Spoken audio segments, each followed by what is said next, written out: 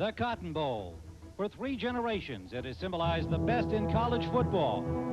60 years ago, a Texas oilman named J. Curtis Sanford turned a dream and $16,000 into a showplace for college football.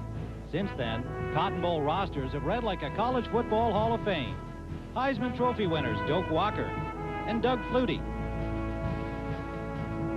All-Americas Jim Brown and Roger Staubach. Legendary coaches Darrell Royal, Paul Bear Bryant, and many more. A veritable roll call of the all-time greats. And it has summoned stars once again. Oregon and Colorado players want their place in Cotton Bowl history. Colorado's quarterback, John Hessler, wants to match the feats of Joe Montana in 1979. Oregon's Ricky Whittle would love to have a running day like Dickie Megal of Rice in 1954. The Buffalo's Ray Caruth dreams of a big touchdown catch like Ernie Davis in 1960. Ducks linebacker Jeremy Asher wishes for a dominant game like Chris Spielman's in '87.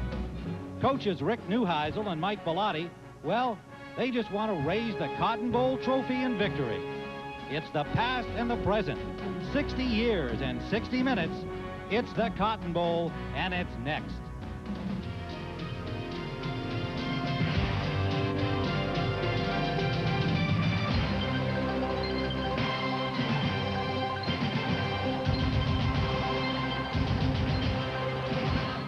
Happy New Year, and welcome to Dallas, Texas, and the 60th Annual Cotton Bowl Classic. We will fight, fight, fight, fight, fight!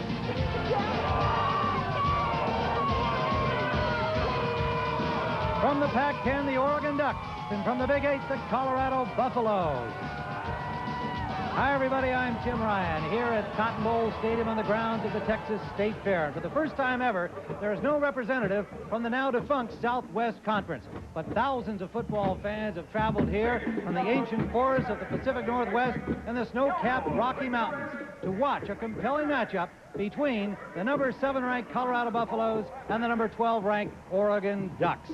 The last time the Colorado Buffaloes were here was back in 1938, and their star player was a man named Byron Whizzer White. The last appearance for Oregon was in 1949. They were led by quarterback star Norm Van Brocklin. And for more on today's stars and a rather bad change in the weather, let's go down to the field. Our colleague, the former Oklahoma Sooners quarterback star, Steve Davis. Steve? Thank you, Tim, very much, and Happy New Year, everyone. All week long, the game has been talked about in terms of respect. For the University of Oregon, they're going to gain respect by consistency. 5 out of the last 7 years, they've been in bowl games. Last year, the Rose Bowl. This year, another January 1 bowl. They will earn respect out of consistency today. Part of the problem is their defense. Their defense has a big challenge. Jeremy Asher, their starting linebacker, has a big job today, flanked by 2 outstanding cornerbacks in Alex Molden and Kenny Wheaton. It's the job to take on this Colorado's explosive offense. They'll earn respect if they stop Colorado. For the University of Colorado, their shoulders are much taller this year because of a young man by the name of John Hessler, their quarterback. He was not supposed to be the starting quarterback. He's the second-team quarterback. All he did was throw for 2,100 yards and 20 touchdowns. He has 3 outstanding receivers. For Colorado, the next mountain for them to climb is to be consistent in their conference. Today is a big hurdle. The weather, not much fun today. It's perfect for Ducks and Buffaloes because it's rainy and cold. It's going to be a lot of fun today. My broadcast partner is Bill McAtee. Bill? All right, Steve, thank you very much. Well, 2 first-year head coaches, and by the way, just to my left, the Colorado Buffaloes are waiting to run out onto the field, and they've got a huge bass drum. You can probably hear it.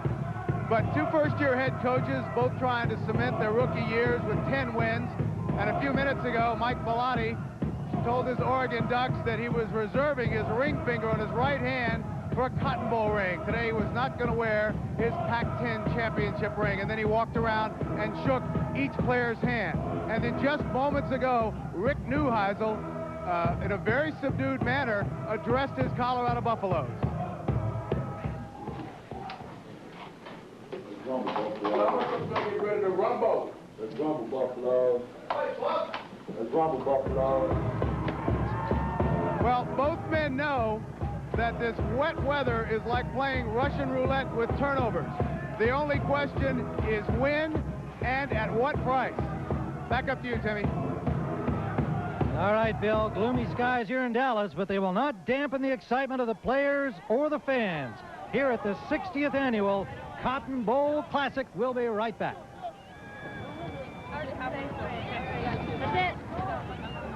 And in his first year as head coach, and here come the Colorado Buffaloes, led by Ralphie 3. Heads up, everyone.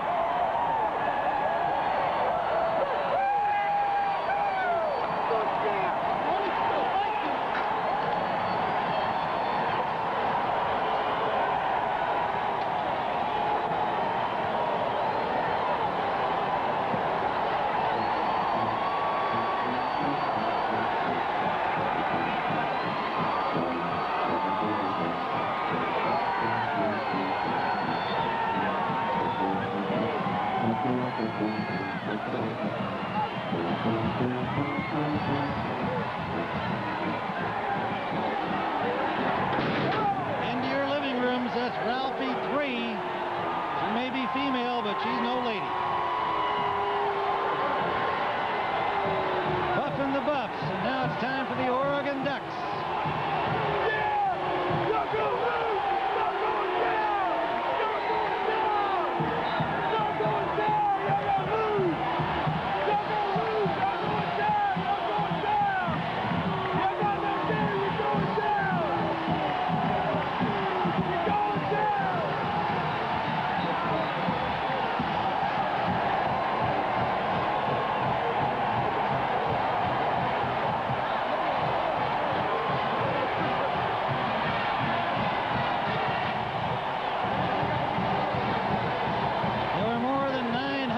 Ducks fans at the luncheon a couple of days ago. Close to 12,000 have come down here to watch Oregon against Colorado, and we'll be underway with the kickoff at the 60th annual Cotton Bowl Classic in a moment.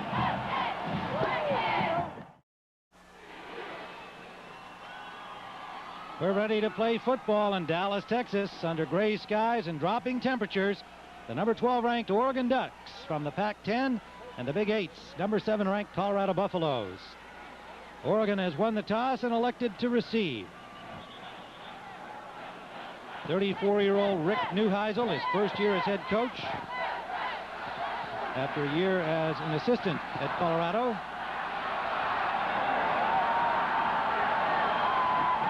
And the Ducks of Oregon, led by another first-year coach, 35-year-old Mike Bellotti, following the very successful Rich Brooks, who led the Ducks to the Rose Bowl a year ago and is now in the National Football League with the Rams.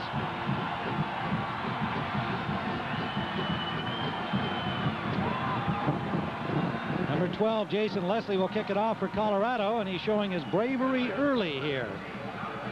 And about 35 degrees the temperature here in the Cotton Bowl. He will kick it off barefooted.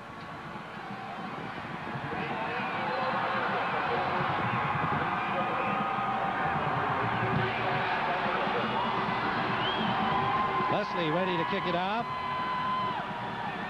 Return men for the Oregon Ducks, Ricky Whittle and Pat Johnson, standing at their 5-yard line.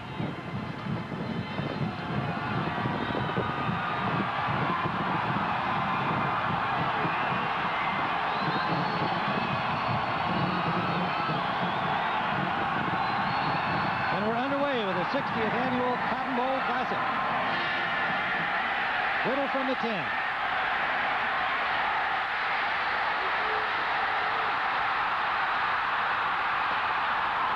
To the 24-yard line on the opening play, Donnell Leomiti was able to pull him down. Ricky Whittle nearly went the distance, 63 yards. So much of what Oregon has done all year has relied on Ricky Whittle. He has been an all-purpose back for the University of Oregon. Here he takes and gets a perfect gap right in the middle and breaks outside. The barefooted kicker can't make the play, and now it's a foot race between Donnell Leomiti, number 3, pulling down Ricky Whittle. Great run, great start for Oregon. 63 yards. And they'll have a first down at the 26-yard line of Colorado to open the game. Aaron Jelkson, Whittle the running backs. Kevin Parker getting the start for Whittle. And his option pass is incomplete, intended for Johnson. Kenny Wilkins got a hand on it. So the Ducks come out firing. Kevin Parker, the freshman from Oakland, California. And a look at the starting lineups for the Ducks. The quarterback is Tony Graziani, having an outstanding year in the Pac-10. Paul Wiggins, Eric Reed, Mark Gregg, Tase Malapai, and David Weber getting the start at right tackle. Aaron Jelkson, Whittle in the backfield. Josh Wilcox, the tight end. Pat Johnson starting for Kristen McLemore, but McLemore will be featured here today. Pass is complete to Parker. Parker gets down to the 15-yard line. Kevin Parker. And the first down for the Ducks at the 15. Defensively for the Buffaloes. Across the front, Greg Jones, Darrell Price, Kerry Hicks, and Nick Ziegler. Matt Russell and Ron Merkerson as they start in their nickel package. They will be the two linebackers. T.J. Cunningham and Kenny Wilkins on the corners. Rozgan Liamidi the safeties, and Marcus Washington is the nickelback. First down, Oregon, just outside the 15. Whittle inside for about 4.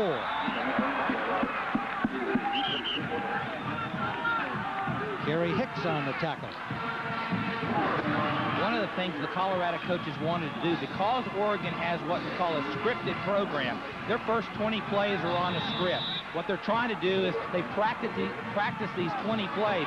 Colorado's giving Oregon a different look every play, so that at the end of the 20-play script, Oregon will not know any more than they did at the beginning of the game. That's the intent. Here's one of the many looks you'll see from the Ducks. The wide receiver Johnson now in motion out of the backfield. Fake to Jelks and a pass to Whittle. Whittle is hauled down by Steve Rosga, but not before he got close to the 8-yard line. Oregon threatening on their first series after the 63-yard kickoff return by Whittle. Mike Bellotti, their head coach, done an outstanding job this year. A lot of pressure on him after the Rose Bowl appearance a year ago under Rich Brooks. In his first year, having to try and come back and defend the Pac-10 title. Didn't quite do that, but had an outstanding 9-2 year, and here they are in the Cotton Bowl. Third down and about 4. Graziani to the end zone. Johnson battling there in the corner with Liam Eady. Oregon fans wanted interference. It'll be 4th down. This time they go man. Colorado has to go man down here. Here he comes out. Graziani, the quarterback. Great coverage by Colorado. The ball was thrown. Actually, I think he was throwing the ball away. Make sure to protect the football. You're going to see Oregon do a lot of switching by motion, by alignment, by formation, trying to get the mismatches on that Colorado defense. Joshua Smith in for the field goal try. It's being placed just outside the 15-yard line. He's a freshman walk-on from Colorado Springs, Colorado. 25-yard attempt, and it's good. And so the Oregon Ducks in their opening series take the lead against the favored Colorado Buffaloes, 3-0.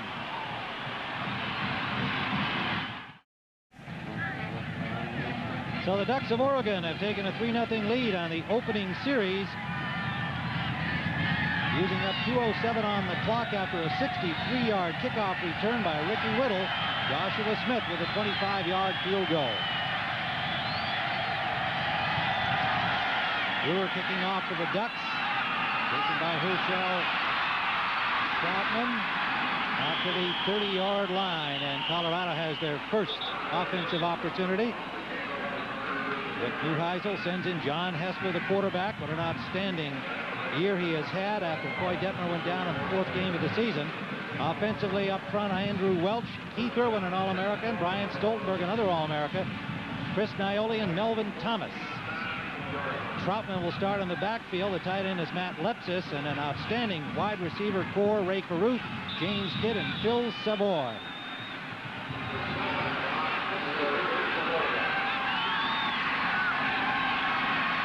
Going on first down.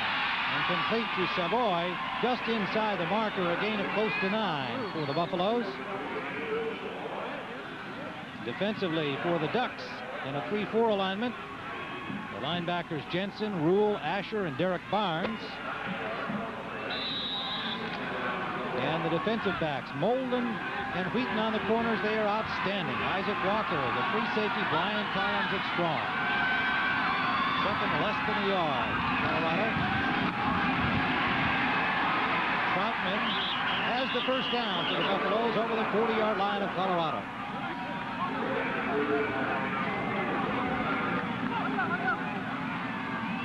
Oregon Ducks with their gangrene defense. We expect to see a lot of stuff from them like they do on offense. Well, they do like to mix it up. They want to give you a lot of different looks and fronts.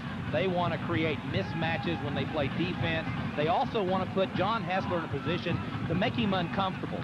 He's still somewhat of a rookie quarterback. He started from the 5th game on. They want to put some confusion and doubt in his mind if they can. Bucks have got 2 running backs in now. Lyndon Henry joining Troutman. Play action fake, and the pass blocked at the line of scrimmage. It'll be incomplete. Tim, one of the things that the Colorado coaches were especially concerned about is to give John Hessler a great start. He was shaky in the Oklahoma game. That was his first start back to 5th game of the season. But if they can really confuse him, make him second-guess himself, and maybe make some throws he's not comfortable with, they want to give him easy throws every time early on to get his confidence pumped up. Looked like Mark Schmidt got a hand on that pass of Hessler's. He's 2nd and 10. Double tight ends in. Troutman the ball carrier, and he breaks loose. Troutman for a first down to the Oregon 45. Lamont Woods made the tackle. 14-yard pickup. Herschel Troutman has been the starting guy in that backfield because he is a great blocker, but he also, because of his size at 5'7", people miss him. And when they do hit him, they bounce off of him because he is tightly wired. He is very muscular in that 5'7" frame. 826 yards rushing on the season. The sophomore from Naples, Florida. 2 wide receivers in now. Hessler with time, and it's intercepted. What a catch by Rich Rule, the linebacker, number 48. Oregon with a first turnover and a first down at their 44.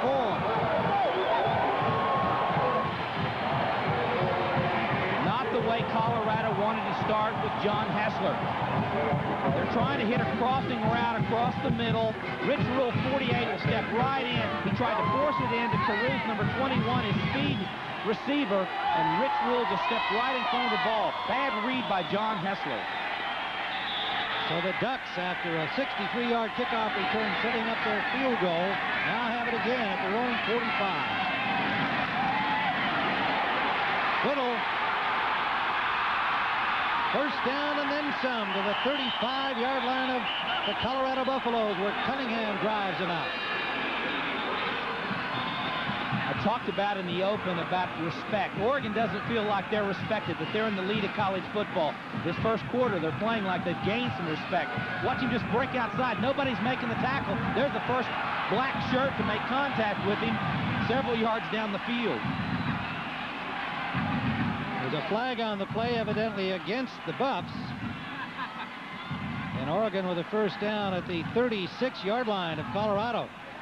Colorado cannot afford to turn the ball over and make stupid penalties, and that's one of the things that any football team, regardless how good you are, you can't withstand those on a consistent basis. Ricky Whittle with a 20-yard gain, his kickoff return of 63, the second longest in Cotton Bowl history. 98 by Earl Allen in Houston in 1985. Here's the record. Another flag down. Whittle again, the ball carrier, got just about a yard, and let's see what this flag is about. The referee today is Mike Pereira. His crew is from the Western Athletic Conference. An offside signal against Colorado. Upset Rick Neuheisel. Doesn't like the way things are going early here for his favored Buffaloes.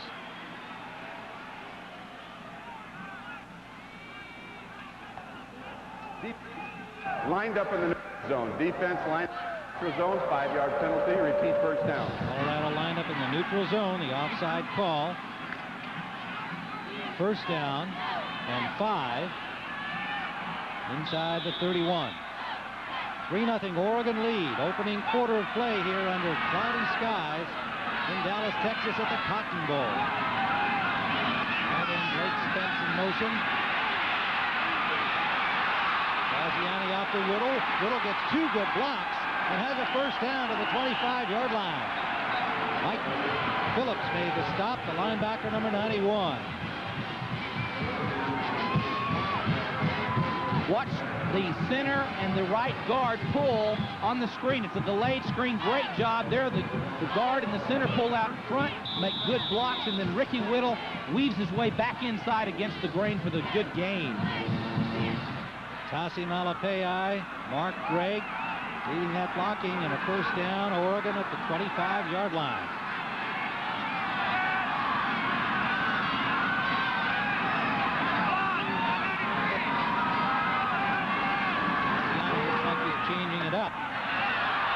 Complete to Damon Griffin, wide receiver, a sophomore from Monrovia, California, gets down to the 17-yard line. Marcus Washington, the nickelback, on the stop, number 37.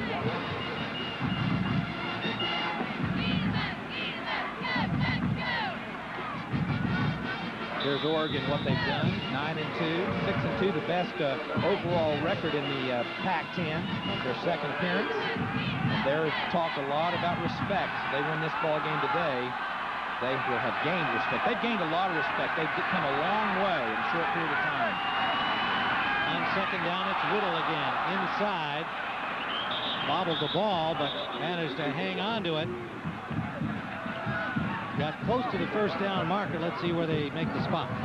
Tim, being down on the field is slick. The ball obviously is going to get slick today. And boy, this time he just doesn't put the ball away. It looked like the quarterback, Graziani, put it in the right spot, but Ricky Whittle didn't really buckle down and put it away. It will be slick today, though. Kerry Hicks made the tackle there. Ricky Whittle, 971 yards on the season, averaging just under 4 yards a carry, 12 touchdowns. And they'll throw it to him. He's caught 51 in the season.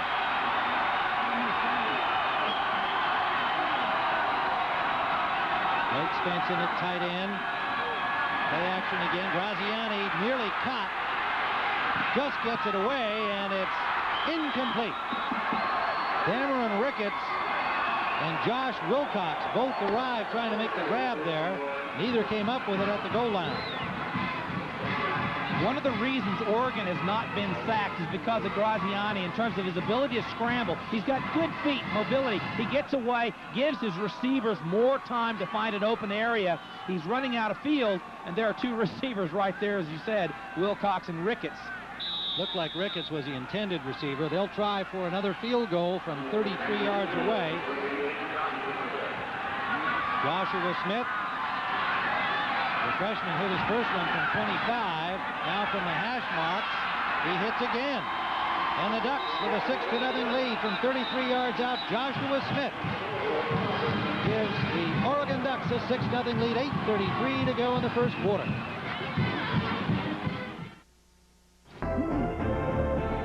The Cotton Bowl's most bizarre play occurred during the 1954 Rice-Alabama game. Rice's Dickie Magel sprints for the end zone, but he's foiled by Alabama's Tommy Lewis, who comes off the bench, runs onto the field, and tackles the halfback. The ref says Magel gets a 95-yard touchdown, even though he never made it to the end zone.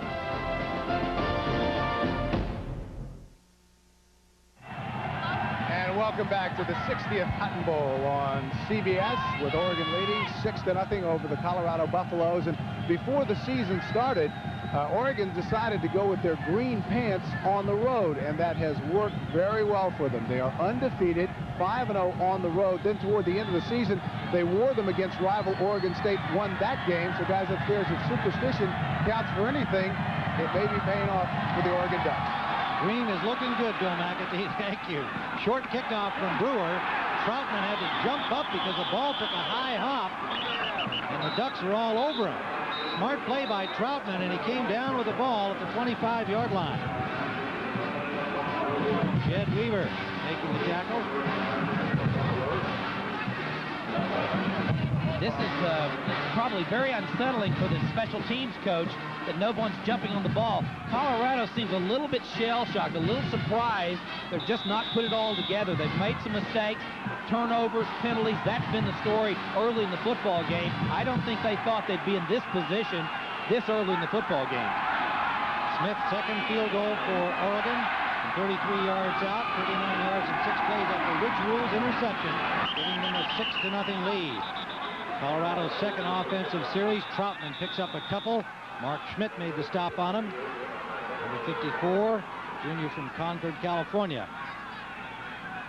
This Colorado offense is really prolific. They've rushed for over 200 yards a game in 7 games this year. They've passed for over 300 yards in 5 times this season, and they've been over 499 yards of total offense 6 times. They are very productive. Ryan Hessler, the quarterback, sophomore from Brighton, Colorado. He's 1 for 3 with an interception. 2nd and 8. Troutman again. Picked up 4, close to 5. Rich Rule made the tackle, number 48, the linebacker from Roseburg, Oregon, who has a key interception already.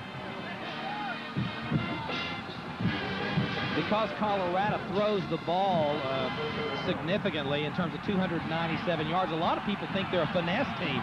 Really, they're a running team that's disguised in somewhat of finesse because they can run the football equally well.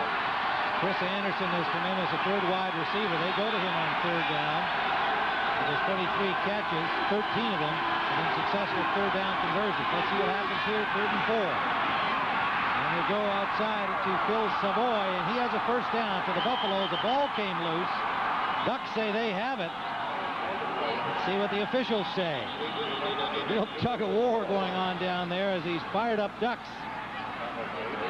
With a 63-yard kickoff return leading to their opening field goal and an interception leading to 3 more points, and the Ducks say they have it. Still no official word. And it is Oregon ball. So Savoy made the catch and lost the ball.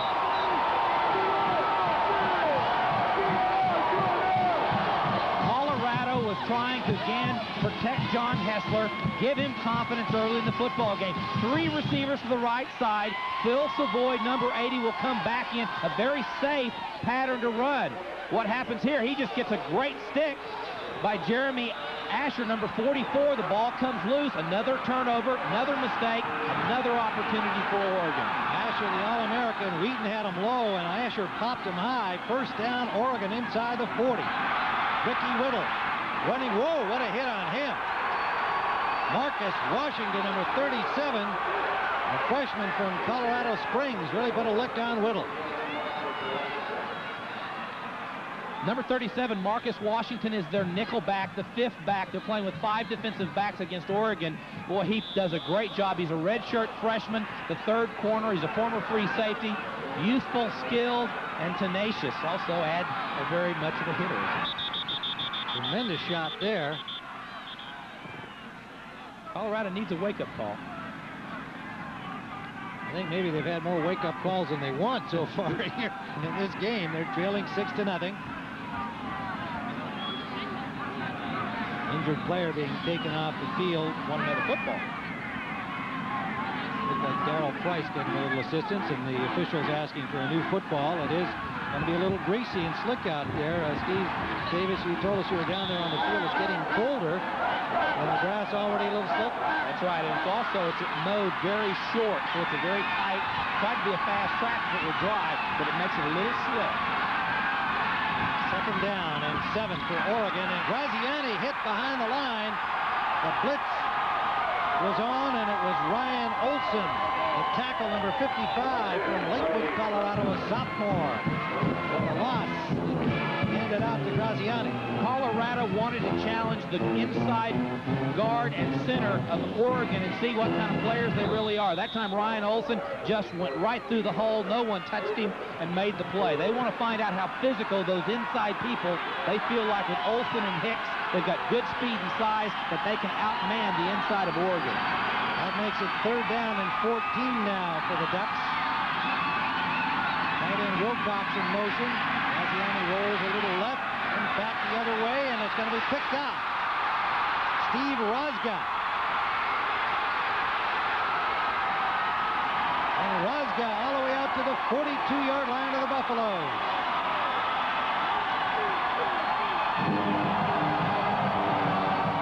Kristen McLemore was the intended receiver. The pass was off mark, and a 27-yard return by Rosga. It looks like he was hurt on the play. Tony Graziani really does a good job, has all season, disguising. This time he really telegraphs where he's going. There's no doubt he's trying to go to Kristen McLemore, and Rosga steps in front and makes the interception. There were two defensive backs in the area. He was all the time telling people where he was going. Good effort by Colorado, turnover and an opportunity for Colorado.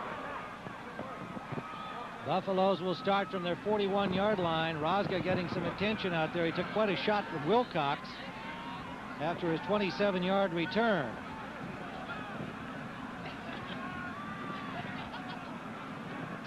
Let's see if we can see how the injury might have occurred.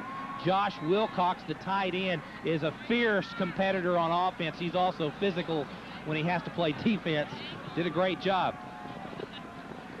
And Blake Spence got there as well, so two big guys on Rosga, but the Buffs have the ball. 5:29 to go, first quarter. You can see Steve Rosga being assisted along the sidelines here, having made that interception, and two big tight ends, both landing on him, Wilcox and Spence. And they'll take a look at him in the locker room. Colorado ball at the 41-yard line. Kessler being pursued and is dropped for a loss. Mark Schmidt with a sack. Schmidt, the junior from Concord, California. First sack of the afternoon and a loss of about 3 yards. Let's go down to Bill McAdee to find out about Rosga. All right, Tim, thank you very much. They just took Steve Rosga, as you saw, to the dressing room for x-rays, and the trainer told me it was a complete separation of the left wrist, so it's doubtful that Rosga will be back this afternoon. That's a bad loss for the Buffs, the junior from Roseville, Minnesota. They're tough guys in the secondary. On second down and 12, Kessler on the option, stopped by Brian Jackson. After a gain of about 4 yards, I'll make it more than that. Call it 6-yard pickup.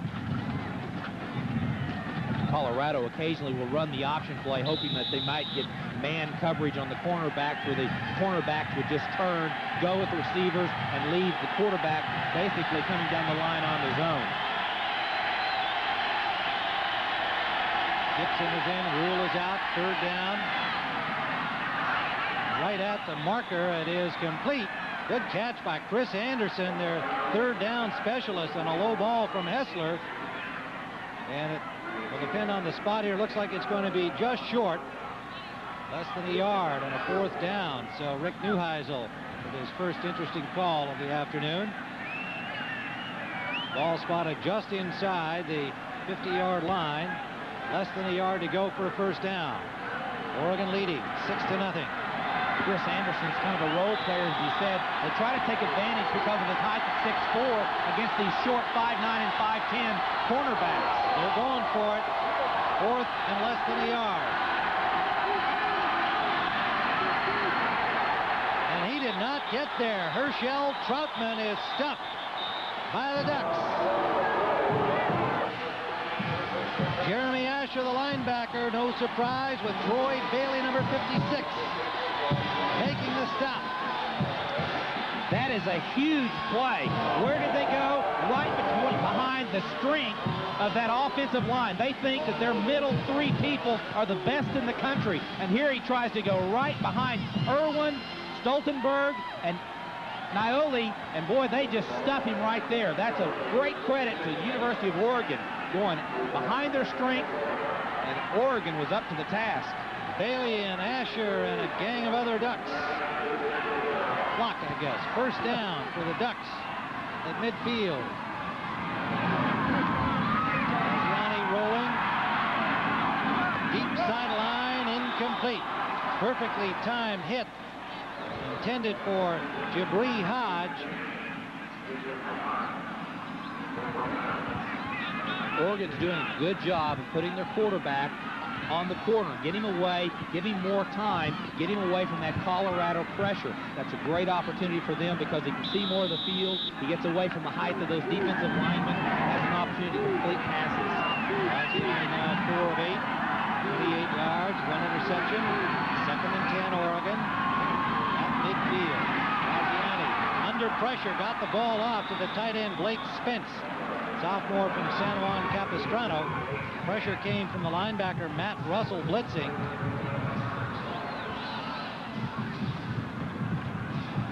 Marcus Washington, the nickel back, is going to put the hard pressure. Oh, no, I'm sorry. Who was that? 16.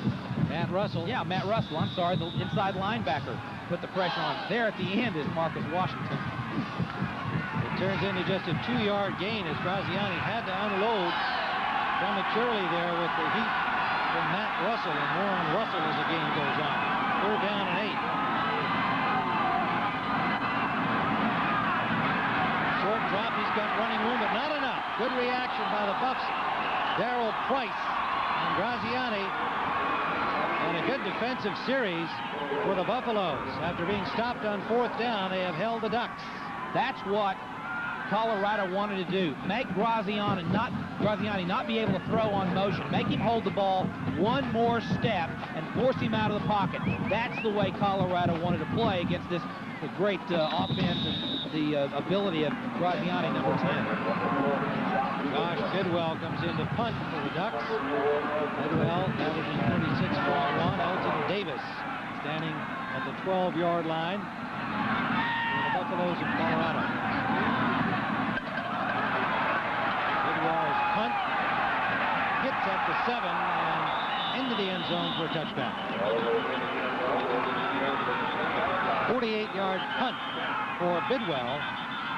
And with 1:33 left in the first quarter, Oregon 6, Colorado nothing. When it comes to mufflers, nobody knows the rope. Just watch.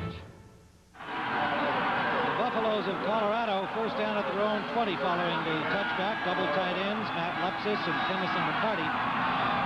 This series is still 6-0 for the Oregon Ducks. To Lyndon Henry. Henry takes it wide and has a first down. Forced out by Derek Barnes, but not before he got about 11. Lyndon Henry, the sophomore from Port Arthur, Texas, 463 yards on the season. The Buffs used Troutman, Lyndon Henry, and Marlon Barnes as their running backs. Of course, they had a star last year in Rashawn Salam, who rushed for 2,000 yards, but it's been a very good combination, these three sophomores, and now it's Henry's turn to get some time. Troutman gets about 50% of the time. A flag down. After the play was over. Personal foul, unnecessary roughness against the defense. 15 yards, back to the end of the run. First down. Let's see if we can watch the penalty. Alex Molden, number 1. There he is. A little, I would say, that is a hold. Actually, that would be 2 points. Yeah, that's WWF stuff there. That's stuff. Absolutely. Good takedown by Molden, but they caught him. Caruth wasn't even involved in the play. So first down after a 15-yard penalty up at the 45-yard line. Deep to the 10-yard line intended for Caruth. And Hessler took quite a lick. A pair of Ducks hit him. Molden had the coverage. And Hessler just got it away. That play tells you something, though. Ray Caruth is extremely fast at 4'3". There's the pressure on the quarterback, Hessler, but he was up against the best defensive back, cornerback, an All-American, and Alex Molden. He was step for step. So whether or not you're going to see the matchup of the receivers outrun these DBs, they were just matched up perfectly.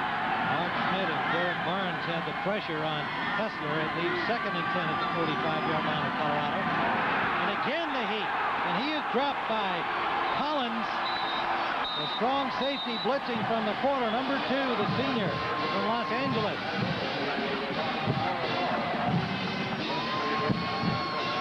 Not a fast enough read by John Hessler. There's number 2 on the blitz, safety blitz. He's got to turn loose the ball. Caruth was wide open if he could just dink it over his head, but he couldn't get it off fast enough. Excellent anticipation by Brian Collins on the snap. Direct shot to John Hessler. Big play for Oregon. Third down. 19. Kidd, Chiaverini, Savoy, and Carruth, 4 wideouts. Hessler deep downfield. Complete to Kidd to the 2-yard line. Lamont Woods had the coverage. Perfect strike from Hessler, a 61-yard play. On 3rd and 19, Hessler delivers.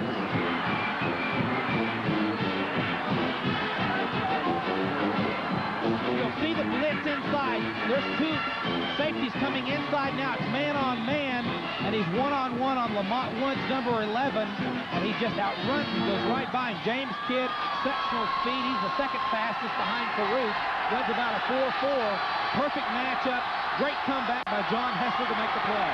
The Buffaloes on the doorstep here. Henry stopped inside the 1. Lyndon Henry. 2nd and goal from the 1-yard line. Tim, because of Oregon's style, they will make sometimes mistakes, put themselves in a bad situation on blitzes, just like them. Well, that's the end of the first quarter.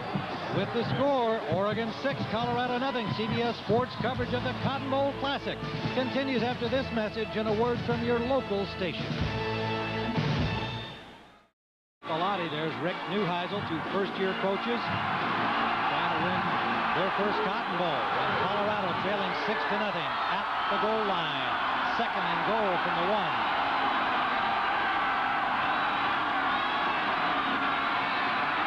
On the option, touchdown.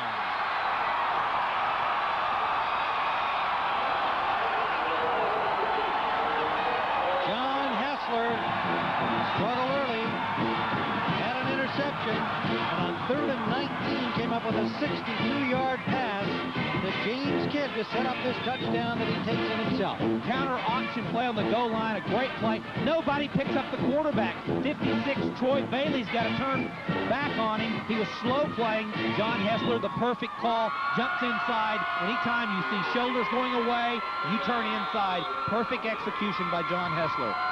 Neil Voskerichian will attempt a point after. And it is good. So the Buffaloes have taken the lead over the Ducks. 7-6 as we begin the second quarter. John Hessler getting a little work on his right ankle, it appears. Watch Hessler come down the line of scrimmage.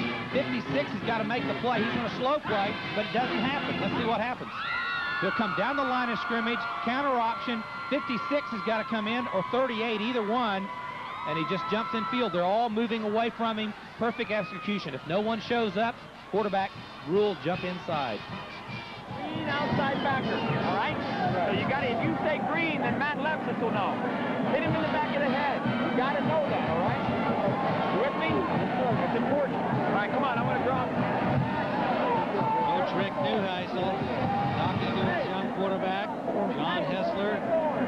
Came into the Texas A&M game in the 4th game of the year when Coy Detmer, the starter, was hurt. He's gone the rest of the way. Brighton, Colorado. And comes up big with a 62-yard pass to James Kidd and then a touchdown on the option play. 7-6, Colorado lead. Just underway in the second period here in Dallas, Texas at the Cotton Bowl. Jason Leslie, barefoot kicker. Hits it from the hash mark. Pat Johnson from the 9-yard line of Auburn. Johnson out to the 23, met by a swarm of Buffaloes.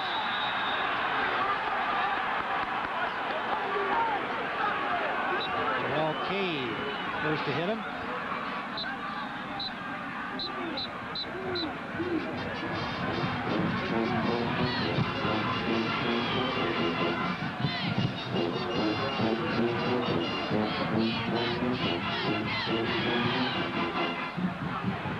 First 4 possessions for the Ducks. Field goal after that kickoff return by Ricky Whittle to open the game.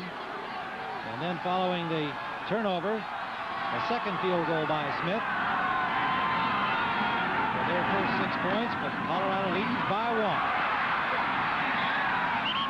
1. Ricky Whittle picks up 3, and Donnell Liamidi on the stop for Colorado. 2nd and 7.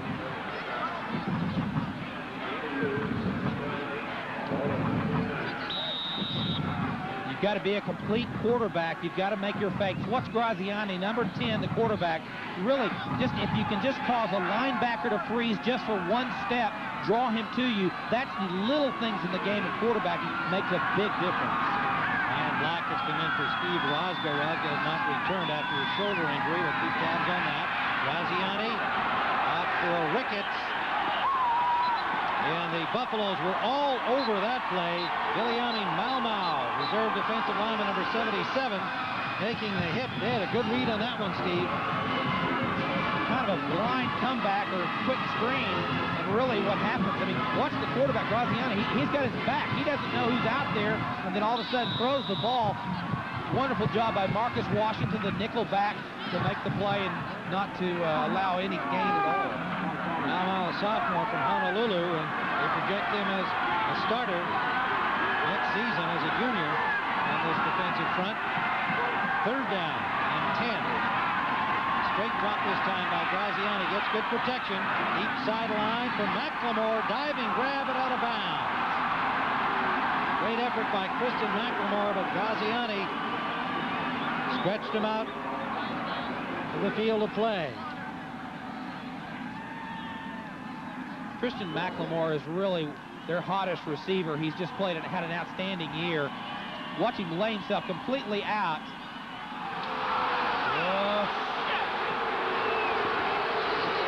They got to have control. Well, that's it. I don't close call. Yeah, hard to tell for sure, but I don't believe that he had control of the football at first replay would indicate. And of course, the officials are standing on the sidelines. Al Borges, the offensive coordinator, clearly disagreeing with the striped shirts. Logan will have to punt. Bidwell standing at his 12. From the 16. Bearcat signal. Taken by Elton Davis at the 34-yard line. For the Colorado Buffaloes, a 40-yard punt. 13-14 remains in the first half. Colorado 7, Oregon 6. Let me guess. One side of you craves easy chair comfort, while the other side itches for performance, right? Well, meet Buick Regal with its famous 3800 V6 engine and Grand Touring suspension. Add to that an all-new interior with body-sensitive seats. And finally, there's a car for the two of you. Buick Regal. Continental Airlines. Now among the best in the business at handling your baggage.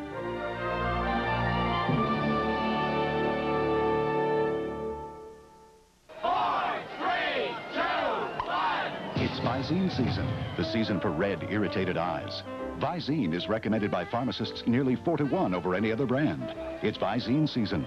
Visine, it gets the red out. They're one of Nashville's hottest gospel recording companies, Tribute Records.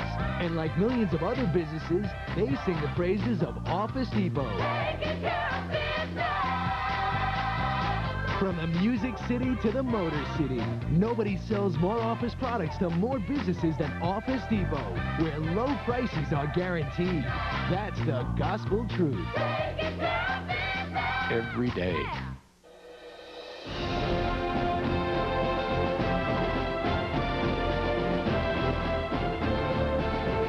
With Texas trailing Notre Dame 17-14, keeping their championship dream alive, hinged on a 4th down from the Irish 10. Quarterback James Street connects with Cotton Spire. Only 2 more yards to go.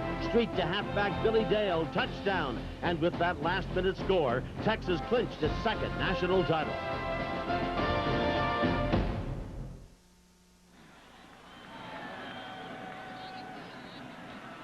Welcome back to Dallas, Texas, where Colorado leads Oregon 7-6. And of course, Rick Neuheisel likes to do things a little bit differently.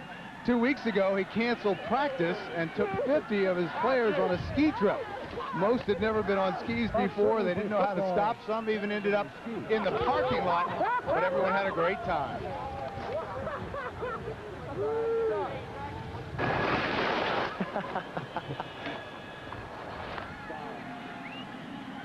Rick yesterday.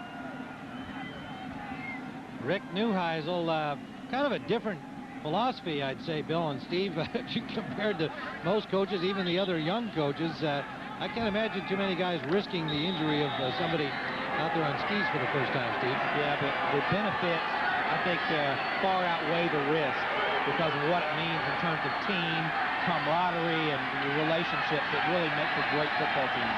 And they had no injuries and a great time. Troutman and Henry in together here on first down, but Hessler will be sacked all the way back to the 17-yard line. The third Oregon sack of the day. Derek Barnes, number 58, junior from San Jose, California, following the pressure from Bryant Jackson.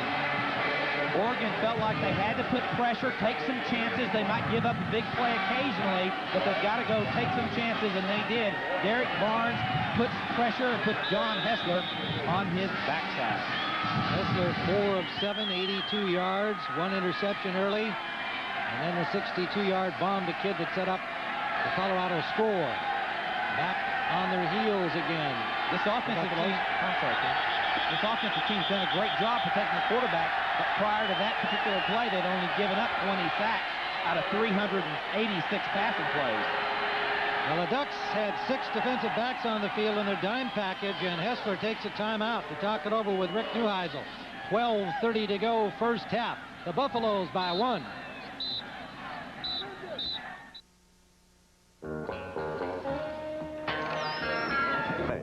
Hi again, everybody. I'm Pat O'Brien. We'll get back to the Cotton Bowl in a moment, but a reminder, coming up at the half, Boomer Esiason and I will update you on all the bowl news.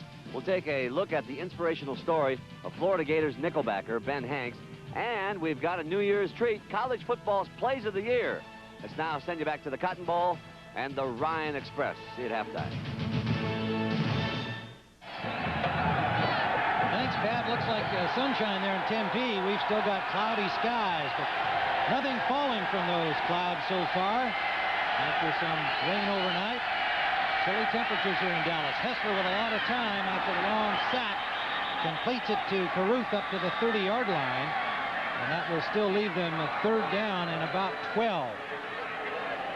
Isaac Walker, the safety, number 29 on the tackle, catching the speedy Ray Caruth, the junior from Sacramento, California. 53 catches on the year for more than 1,000 yards for Caruth. Dangerous receiver, as are all of the Colorado wideouts. And one of the rare exceptions, a receiver that likes to do the crossing route. Tough guy, can hang on to the ball, take a hit. Brendan Henry is the running back.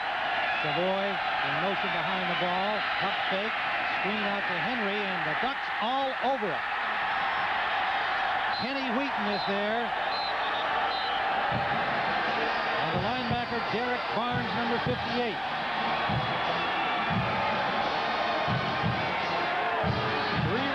At the top of the screen, the screen back,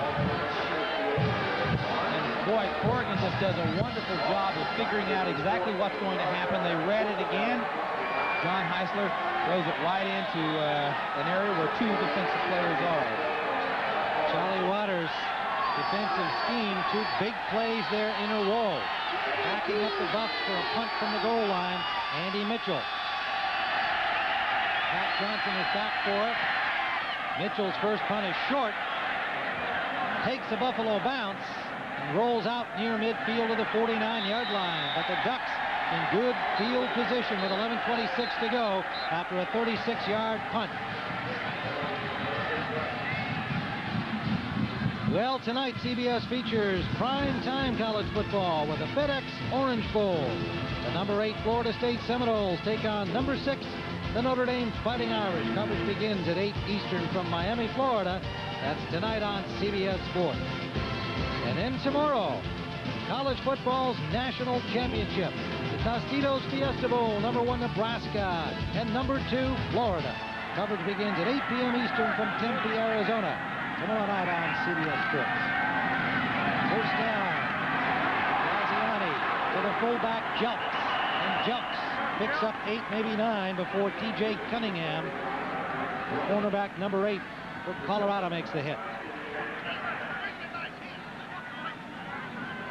Charlie Waters' defensive scheme so far have kept the Buffaloes in check, except for that one long bomb from Hessler to Kidd that set up the Colorado score, but the Buffaloes lead by 1 with 10:55 to go here in the first half.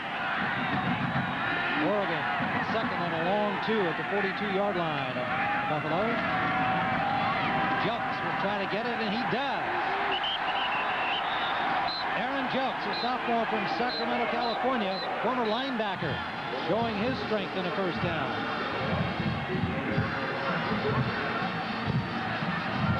Aaron Jelks is 253 pounds. He's running behind size at 294, 280, and 340. A big front in the offensive line and hammers in. He's a former linebacker who loves to carry the football, but he also loves to be physical, and he's been a difference maker for Oregon through the season. He missed 3 weeks with a foot injury earlier in the year. Back at full strength. Ricky Whittle, and Whittle blasts his way down near the 25-yard line. Ryan Black, the man to hit him, and there was some collision. Black injured for the injured Steve Rosga. Watch Ryan Black, number 6, take on Ricky Whittle. Ricky Whittle's 5'10", 199 pounds. I mean, that's a blow. Not a fumble, though. Whittle at 5'10". He's a big fan of Walter Payton's, and that was kind of a Payton-style finish to the play there. Try and punish the tackler. Jelks will go for the first down, and he's driven back, but may have gotten there with forward progress.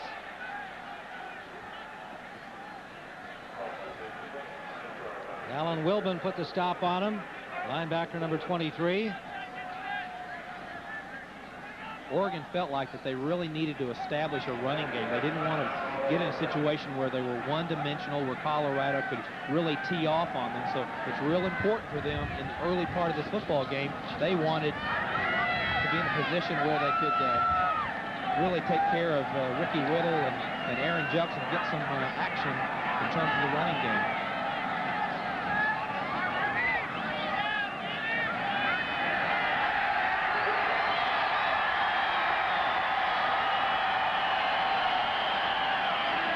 Measurement for the first down.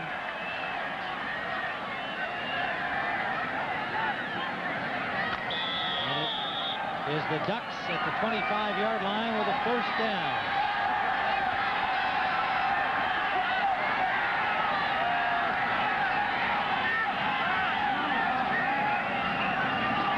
And set back. And the option, Graziani has good blocking. Cuts it upfield and picks up close to 7 yards. Inside the 20-yard line of Colorado. 9 minutes to go in the first half, and the Ducks driving. Their defense, Steve, setting this up by knocking back the Buffaloes and forcing that punt from the goal line, starting them inside Colorado territory in this series. There again, you saw the option play, and so many times when you're a team that throws the ball a lot, a finesse team, you might find the quarterback coming down the line on option play, and no one's got quarterback responsibility, or they're trying to play pass protection. That's what made the game that time for Graziani. Second down and 4. Graziani clears it out. Kevin Parker. Buffaloes responded to that well. They hold him perhaps for a loss, as it turns out. Lost about a yard on the play. Colorado really does a great job. Graziani doesn't do as well a job of masking what he's trying to accomplish and who he's trying to throw the ball to. That time, Kevin Parker is trying to fight for a little bit of yardage, which he couldn't find. It is a loss of about a yard and a half on the play. Inside the 20-yard line, they've had success. 49 possessions. They've been able to be productive. got a 3rd and 7 now. Up the middle, it's complete. Wilcox, the tight end, Josh Wilcox. He may have a Ducks first down. Good job by the quarterback to look off the defensive back away. Josh Wilcox is a tough guy. He is a really free spirit of this football team, loves the game, and has been quite a character. Josh Wilcox, a junior from Junction City, Oregon, town of about 600, he tells us. Sure to be a Duck. First down, Oregon at the 15-yard line, inside the 15, and Ricky Whittle works his way down to the 12, maybe the 11 with the spot. Good mix of plays here. Run and pass for Oregon. Mike Phillips made the tackle, number 91.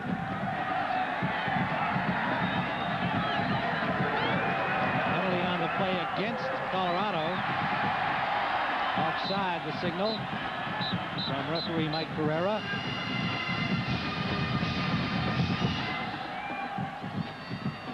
And they'll march it off inside the 10. In the neutral zone at the snap, replay, first down. The 9-yard line. 1st and 5. Jelks comes back into the lineup. Blake Spence, the second tight end, goes out. Rick Neuheisel looking on with some concern here as Ducks are driving. 3 stacked in the backfield. McLemore in motion. Graziani intended for Jelks. Incomplete. Greg Jones came free to pressure Graziani.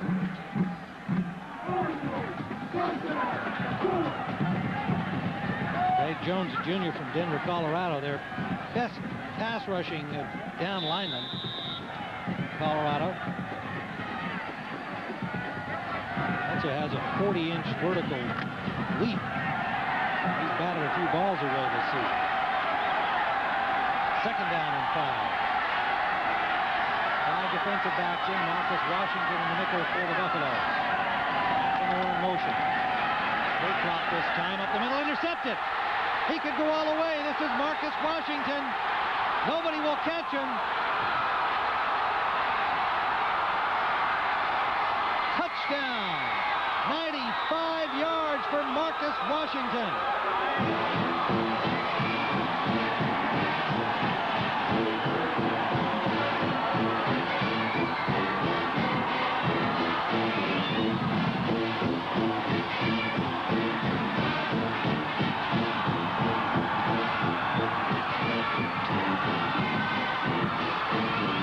The Oregon Ducks had themselves a great drive going. Starting from the 49 of Colorado, runs and passes down to the scoring threshold, and suddenly the Buffaloes, with one play, turn it around and widen their lead here in the first half at the Cotton Bowl.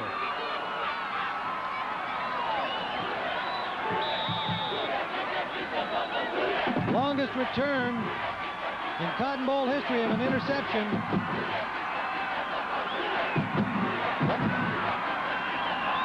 95 yards for Marcus Washington, a freshman from Colorado Springs. What a thrill for him.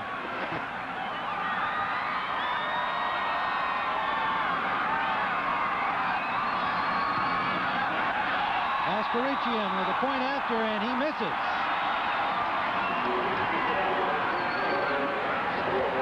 So it remains 13-6.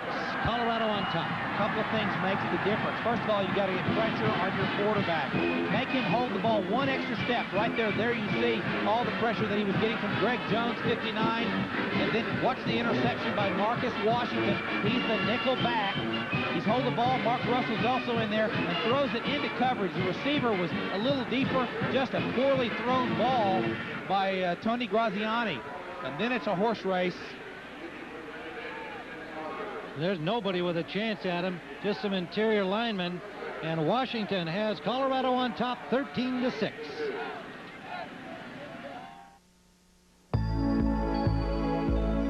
When was the last time you played in the rain?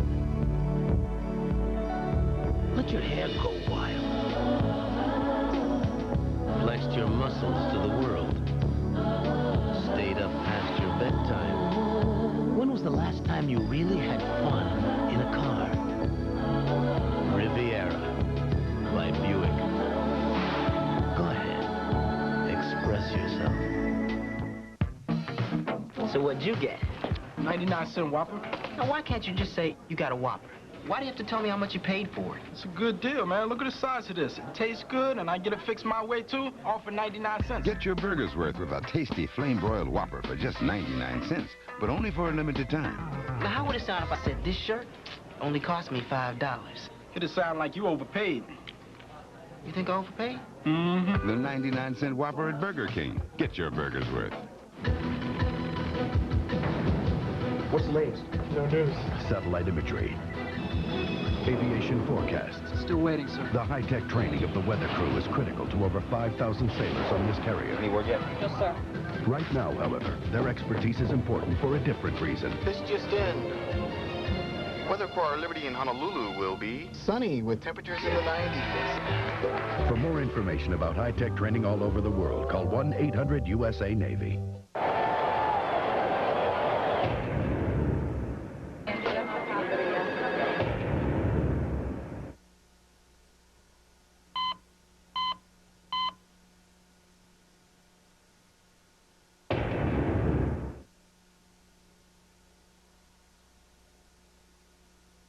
Bayer, powerful pain relief, and so much more. Now, extra strength Bayer PM, the only aspirin that gently helps you sleep. Is Maxwell ready to admit his feelings for Fran? You'd feel so much better if you just said it. Maybe I should just admit. Not now! Oh, wait! All new Nanny next Monday. Okay, watch right here. Number 37, Marcus Washington is right there. This is Kerry Hicks, and watch, they're trying to hit Whittle, but Kerry Hicks is going to shield him. So watch what happens and how the interception occurs. You'll see pressure from the inside. Marcus Washington. There's Hicks, blocks off Whittle, and there he comes, right in front. Whittle never saw the ball, and I don't think that Graziani ever saw Marcus Washington. And I think he also had Matt Russell in his face just as he released the ball, Steve, and it all led to that opportunity for Washington, and there's the happy face of a youngster who set a Colorado and a Cotton Bowl record for an interception return or a touchdown. 95 yards. The other piece is, besides the record, it also changes the momentum in a big way. Leslie's kickoff was out of bounds at the 8-yard line. We'll see what Oregon opts to do here. They've got 3 choices, well, 2 of them that would come into play. They can take a 5-yard penalty and have them kick it 5 yards further back, or they can take it at the inbound spot. Free kick, kicked out of bounds. Oregon elects to take the ball at the 35-yard line. First down.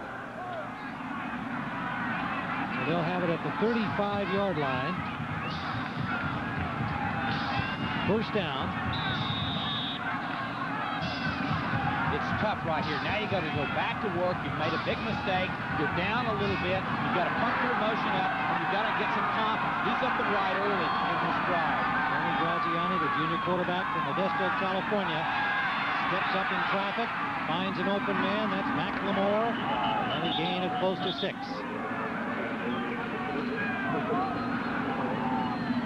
Graziani now 10 of 17 passing.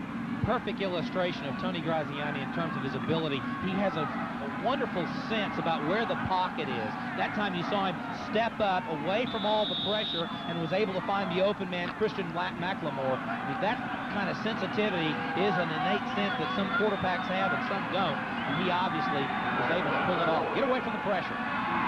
Second down and 4. Whittle in motion. Give you the fullback, Jelks. Jelks bulls his way for a first down. What an effort. Dragging 2 or 3 Buffaloes with him. Aaron Jelks, there's a flag on the play, however. After he got to the 46-yard line, we'll wait and see which way the call goes. And it's against Colorado. Offside. That missed point after by Voskerichian was the first of the season. He was 45 of 45. In the neutral zone at the snap, 5-yard penalty that is declined. Result of the play, first down. So leaves it at a 7-point margin, 13-6. A pair of field goals by Joshua Smith, accounting for the Oregon scoring. 13-6, Colorado lead with 5:35 to go here in the first half at the Cotton Bowl. Tony Graziani, following in the footsteps of Danny O'Neill, who took this team to the Rose Bowl a year ago, and some other great Oregon quarterbacks. Dan Fouts, Chris Miller, Bill Musgrave. Graziani under pressure and runs it out of there. He'll have a first down and forced out at the 38-yard line by Nick Ziegler. So once again, Oregon in Colorado territory. 15-yard run by Graziani. He really does a wonderful job. His ability to avoid sacks has gotten Oregon out of bad plays many a time during the 1995 season. Here he jumps inside. He's not afraid to run the football. He's run it in high school. He's durable. He's a little skinny, but he's a tough runner and extremely capable of putting the ball under his arm, taking it upfield. 6'3", 180-pounder for Modesto. Shifting again. Al Borges' Oregon offense. They give it to Whittle. Whittle's got good blocking. Whittle keeps going. And slips and falls at the 25-yard line. A brilliant piece of open field running by Ricky Whittle. Kenny Wilkins finally able to trip him up. Ricky Whittle has carried this running attack for Oregon all season long. He's an extra effort player. Watch him. He will get contact, and watch the yards. There's one at his foot. Colorado's doing a lousy job tackling. There's a great block right there by Blake Smith, 82. But Ricky Whittle has been a load to bring down all season long. 7 carries, 49 yards for Ricky Whittle. 971 yards on the season coming into the Cotton Bowl. First down, Oregon. Play action. Graziani is hit, just got the ball off. It'll be an incomplete pass. Whittle, the only man in the area, an offensive lineman had to let it go flying by him. Willie Rife and Greg Jones had the pressure that time for Colorado. I said earlier that one of the things that Colorado, A.J. Kristoff, their defensive coordinator, wanted to do is make the quarterback hold the ball one more step, one more second. That's exactly what happened. He got pressure and made a bad throw. 2nd and 10. Oregon trailing 13-6, 4:39 to go in the first half. Whittle again. Matt Russell is there to drop him, holding him to no gain. The linebacker, number 16, the junior from Fairview Heights, Illinois. This guy has been primed for this game since, I think, last year about this time. And this good look here, despite the smile, you see that nose a little bent out of shape. And he got a shot from one of his own teammates in practice this week here in Dallas. Rick Soden gave him a shot. And afterwards, Russell said we went out to Wendy's and had a hamburger together. Intense practice. The Buffaloes are ready.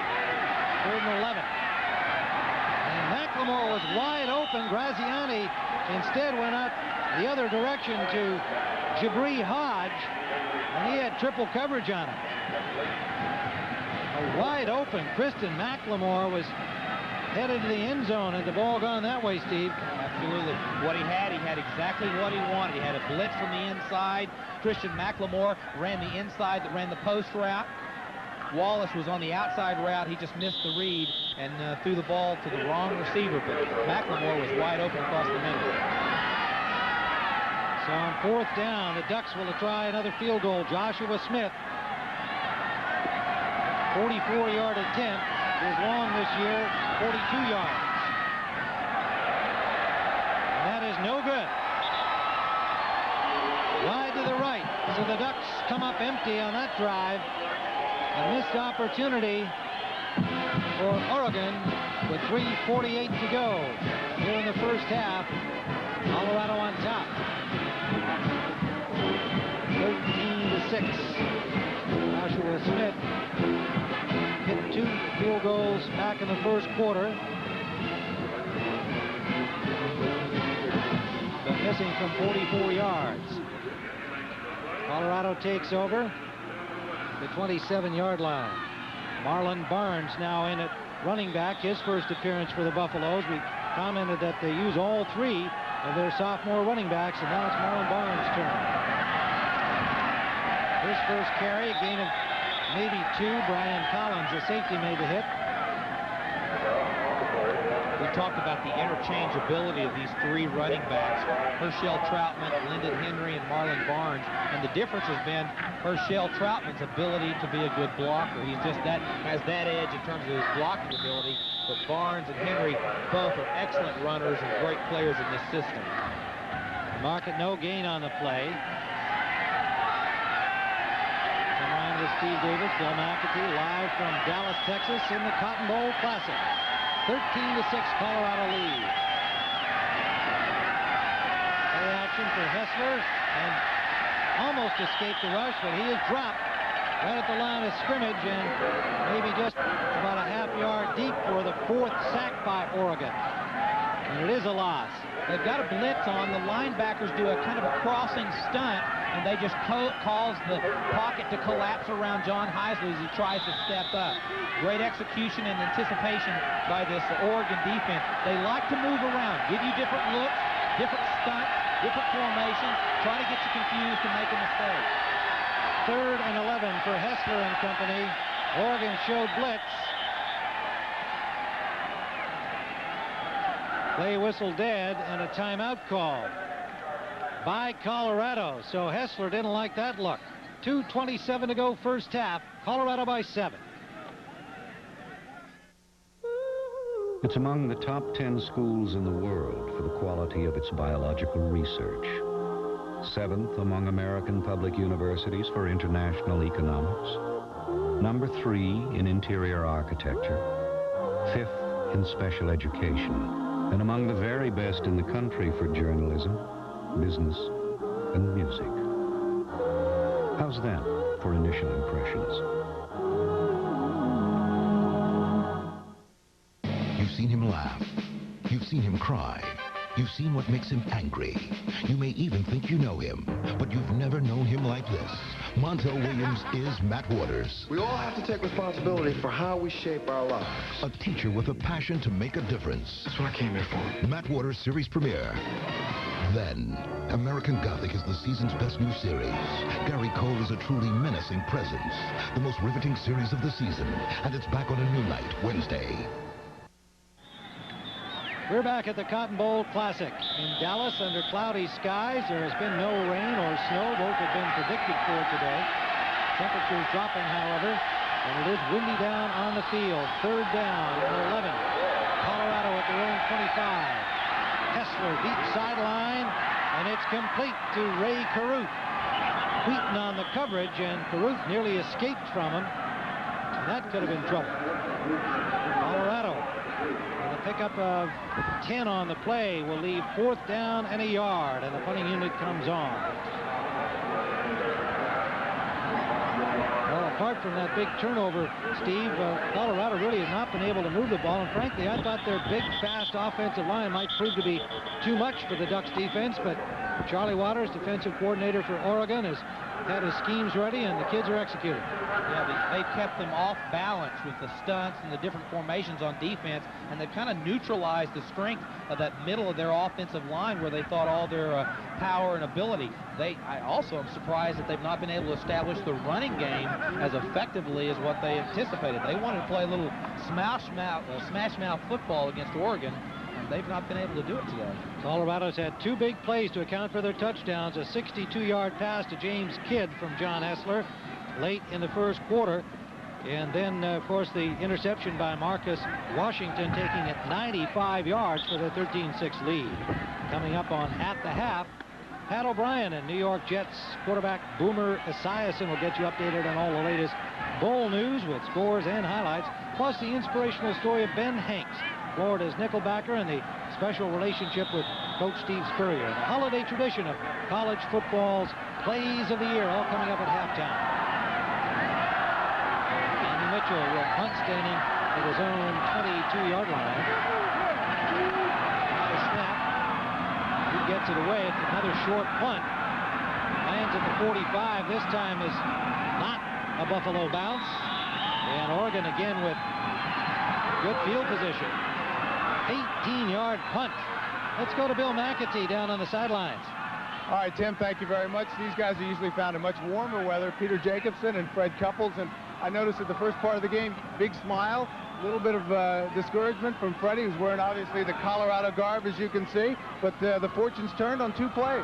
Yeah, it was a great interception. They were trying to drive it down, but this is the most we're going to argue all year right here. Jake, you guys have been staying together, right? Yeah, well, Freddie was nice enough to put us all up, and I've been trying to convert him to becoming an Oregon Duck, but look at him. Look at him. He's decked out in the... I got to tell you, though, it's all free stuff. Freddie may be shy, but he loves free stuff. All right, guys, enjoy the rest of the game. Okay, see you on the tour. Haven't those guys got a warm weather golf course to be playing on? What are they doing here, this stuff?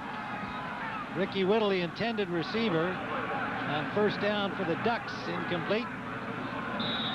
And 2nd and 10 from the 46-yard line of Oregon. Graziani, 10 of 20, 46 yards, 2 interceptions, one of them very costly. Marcus Washington, 95 yards for the score for Colorado.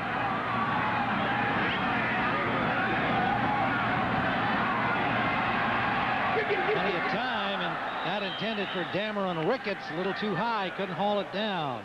5'9" receiver from Culver City, California. 17 catches on the season.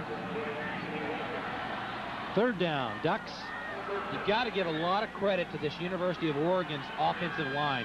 I think there was a lot of speculation by the Colorado coaches that they felt like they could out-muscle and outspeed the offensive line with their people, Darryl Price, and Kerry Hicks, and Ryan Olsen, the different combinations. Well, these guys, Reed and Greg Malapai, they've done a great job protecting their quarterback. 3rd and 10. Again, good protection. Graziani, again, not a good throw intended for McLemore. Wind might start to be a problem down there. And so Oregon will have to punt. Colorado, despite being outplayed by the Ducks overall in this first half, have come up with the 2 big plays to give them their 7-point lead. Oregon has rushed, or rather total yardage, 123 yards, and Colorado with 103 to this point here with 1:30 left in the first half. And the Ducks have had the better of it by 20 yards in total offense. Bidwell's 2nd punt. Elton Davis back, make it his 3rd punt. Bidwell's 3rd punt of it.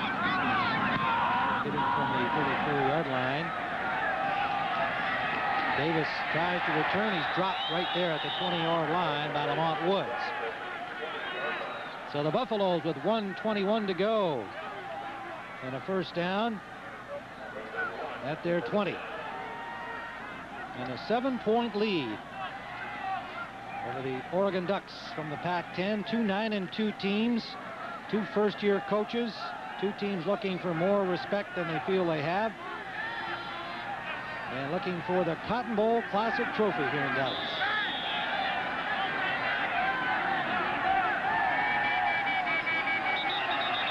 And whistles before the play could get started. May have been a delay of game against Hessler and the Buffaloes.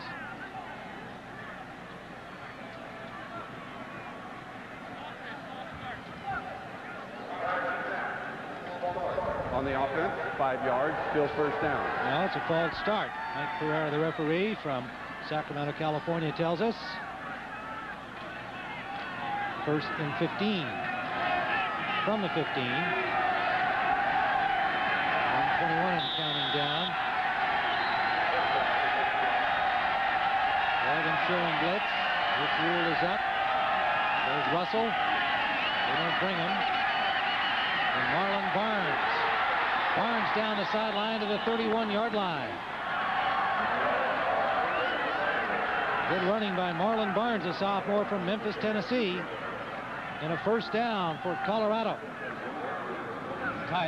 Colorado doesn't want to make any mistakes. It's a sweep play, hand sweep to Marlon Barnes, 2 tight end set. Good job by the offensive line there. Chris Nioli makes a great block to free him into the secondary. Carruth and Savoy go wide to the right. First down, 1 setback. That's Barnes. Barnes has it. Slipped and fell. Still picked up close to 5 over the 35-yard line of Colorado.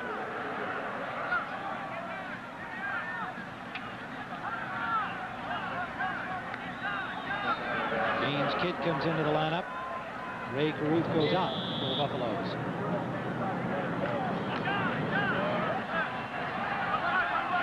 Kidd and Savoy go wide right again. And a reverse. Savoy, a handoff from Barnes, and it'll be a first down, Colorado. Well executed. Gain of about 13 yards out to the 48-yard line of the Buffaloes. The reverse play works when you've got a very reactive defense. And this Oregon, they've been on time. They've been moving, a lot of movement. This time they get the play they want with Phil Savoy on the reverse play and take advantage of that quick reaction by that Oregon defense. Good call by Colorado. Phil Savoy, a sophomore from Washington, D.C., 6'3", 200-pounder. Neuheisel goes into his bag of tricks here as time winds down in the first half. 35 seconds remain. Colorado with a 7-point lead. Hessler on the option. Good tackle in the open field. Jeremy Asher, the senior linebacker. 107 tackles on the season to lead the team for the Ducks. Jeremy Asher, 65 of them solo, 3 sacks. And a timeout call. Against Colorado, they've used up their final one of this first half. Tonight, CBS features primetime college football with the FedEx Orange Bowl. Number 8, Florida State Seminoles against the number 6, Fighting Irish of Notre Dame. Coverage begins at 8 o'clock Eastern from Miami, Florida. Then tomorrow, the national championship, the Tostitos Fiesta Bowl, matching number 1 Nebraska and number 2 Florida. Coverage at 8 p.m. Eastern from Tempe, Arizona tomorrow night on CBS Sports. Such a widely anticipated game. The national champion declared tomorrow night right here on CBS. John Hessler on the Colorado sideline. Colorado's taken their final timeout. 27 seconds remains in the first half. And they have a 2nd and 7 just inside the midfield stripe in Oregon territory.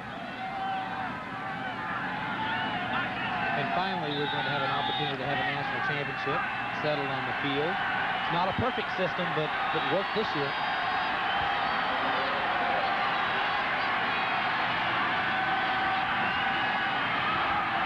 Hessler complete. Kidd. Molden made the tackle immediately, but it's a first down. 20 seconds on the clock. The clock stops with a first down in college football.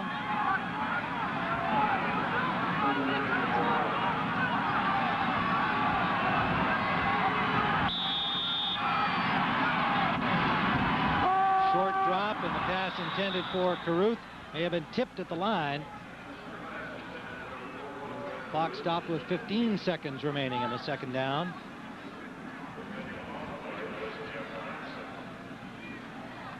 Steve, is he going to go deep here on this play, or try and get one more, get closer field goal? What do you think? Well, all the way down the field, they've been very careful because they don't want to turn the ball over and make mistakes. I think John Hessler's played well, but at times he's missed his call, he's missed his read, and they don't want to put him in a situation where he makes a mistake. They're trying to build his confidence. I think that still applies right now. Every route they're throwing, they've had 2 tight ends. They've protected him to give him the maximum opportunity to be successful. 15 seconds, straight drop back on this play for Hessler. Lots of time. Does go deep. Savoy, the intended receiver, a bunch of ducks there, and it is incomplete. Brian Collins knocking it away as Ray Carruth also came into the corner of the end zone, along with Savoy, the intended receiver. The wind is swirling around. The ball gets held up. for the Oregon Ducks, it looks pretty familiar because it's quacking like one. It comes down in just a cluster of defensive backs. Collins got a hand on it. It'll be third down with 6 seconds remaining. And the wind does seem to be affecting the passing game in the second period. Both Graziani and Hessler having some problems with the elements now. 7-point Colorado lead.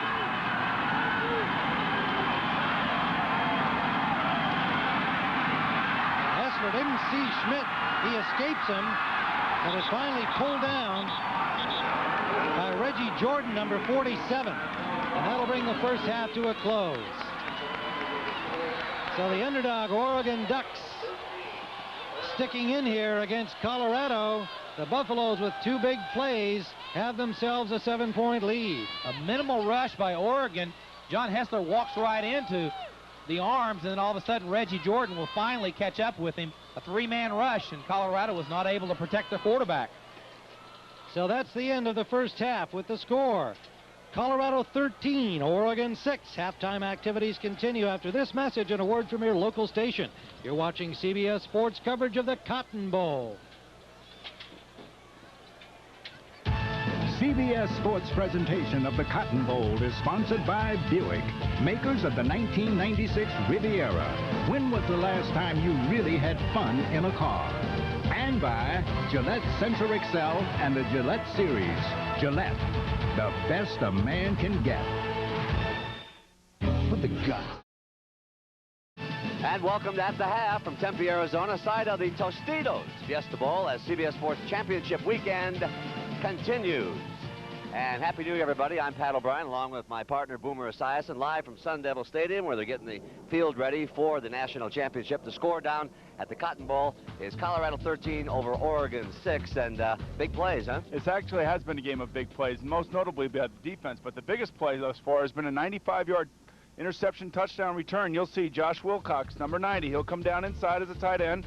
Ricky Whittle, the halfback, will come out underneath. Graziani will roll a little bit, but because of pressure up the middle, you'll see that he is forced into a bad situation and a bad decision. Right here, the tight end, Wilcox, is wide open, but because of this pressure, he throws it into double coverage. And number 37. College football fans have been storming the gates to get a look at 1995's plays of the year. And no better way to start than with a couple of thrilling finishes. Backpedals, has time. Going right corner to Mercury. Hayes got it. Visiting out of bounds or in. Touchdown! Touchdown! Unbelievable! Michigan wins! Miller will take the shotgun snap from Jason Johnson. He's back to throw. They roll left. Miller throwing for the end zone. He's looking for Lockett, who makes the catch. Touchdown, K-State on the final play of the game. Are you kidding me? No, we're not. 95 was made special with some memorable special teams plays, like Alabama's Chris Edwards with this gut check. Here's a tip when punting, have a punter. It's out of the end zone of safety. But as Iona learned on 4th and long against Pace, sometimes the miscues can turn into manna from heaven. Oh my goodness, he's going deep for the end zone. He's got a man. Touchdown, Martinez. This year's 12th Man Award goes not to the Texas A&M fans. It's intercepted by Banks. He's running it all the way down the sidelines. The game clock winds out. Antonio Banks takes it in. No, it goes to Cavalier trainer Joe Geek and his sidekick. In the impossible escape category, the great Houdini's got nothing on Syracuse freshman quarterback Donovan McNabb. Third down. McNabb. Oh, look at it go. Away. And there's a touchdown. He's looking for it. Now he's going to run. Defenders all over the field. Pressure by West Virginia. McNabb flushed out. Gets away. Fires downfield for Maddox. He's got it. Touchdown, Syracuse. Broken play. Defensive Player of the Year goes to Lou Holtz's Player of the Day, Notre Dame's Ivory Covington, and his season-saving stop against Army right there. Defensive Player of the Year. What a play! What a play! Ivory Covington. And the play of the year, the Kareem of the crop, comes from UCLA's Abdul-Jabbar and this scamper against Arizona. If he gets a couple of blocks, he could do some damage, but he's going to go down at the 30. No, he's still on his feet. Abdul-Jabbar at the 30. Abdul-Jabbar could go. Touchdown, UCLA! One of the most incredible plays. Some of the memorable moments from the 1995 college football campaign. To catch your breath there, Boomer. By the way, our research staff rummaged through the dusty vaults and uncovered vintage footage of some of the best plays of the early 80s, starring a young Terp named Boomer. Let's take a look at this. 20-yard line. Esiason, the Boomer is the quarterback. Left-hander also. And a sack. First and goal at the 6. Esiason bobbled it, and he is filled. Do you remember this? No, I don't remember any of this. You know, are you going to show a good play at all or no? Look at that movement. That's unbelievable. I can't move like that anymore. It's great movement. But it's great to hear Lindsey Nelson's voice on it. Yes, it sure is. And really, when you think of the Cotton Bowl, you think of Lindsey Nelson and all the great memories of that particular game. And I want to forget that last game against Clemson. Thanks for being a good sport, too. And thank you for watching At the Half. Tim and Steve will be back with the second half of the Cotton Bowl as we leave you with a look at the Colorado Buffaloes band. Have everybody. Test drive the sophisticated Eagle Vision, the first sedan to offer the AutoStick system. And by Old Spice High Endurance Deodorant. For long-lasting odor protection, now you've got proof, not promises. Big plays have been the story of the first half here in Dallas. Colorado leading 13-6. Ricky Whittle had a 63-yard return of the opening kickoff that led to a Joshua Smith field goal to give Oregon an early 3-0 lead from 25 yards out. And then a second field goal followed a Rich Rule interception, the Oregon linebacker setting up a 33-yarder by Smith. And then Colorado came back after a 62-yard bomb to James Kidd from John Hessler. Hessler took it in for the score. And then it was Washington with a 95-yard return of an interception for the Colorado Buffaloes. And let's take a look at that play, Steve Davis. Oregon's going down to score. They think they've got to. And what happens, Marcus Washington jumps inside of the receiver and just goes down the line, all the way for the touchdown. Big play, big turnaround. Oregon was going in to score, and it goes the other direction. So that's how it stands. Let's go down to the field and Bill McAtee. All right, Tim, thank you very much, Coach. Terrific first half, except for two big plays. Well, I wouldn't call it very terrific. You're right. Our two mistakes cost us. We played a great game on defense and a very average or less than average game on offense, which I expect to correct in this half. What are those corrections? Well, we got to make some passes. We got to complete some passes and make some plays and stop that other team. We've done a great job so far. And you're right. The two mistakes, one on offense, one on defense, have been the difference in the game. All right, Coach, thank you very much. Good luck in that second half. Let's send you back upstairs. Well, thank you, Bill. Steve, a very entertaining first half for sure. I think Colorado fans have got to be a little bit relieved that they're up by 7. Well, I think the big play, as the coach may have alluded to, I think that was a big difference in the football game. Colorado's not been able to establish the run. They thought they could muscle and play smash mouth, Big 8 football. Oregon's not let them do that. I really credit Oregon. They've had 5 sacks. Their defense has played tough. You know, they've played a very good first half, even though there's some disappointment. They're behind. Nonetheless, they are behind, and let's see whether Mike Bellotti and his staff can actually crank it up offensively. Here's a look at that first half. Oregon had one more first down.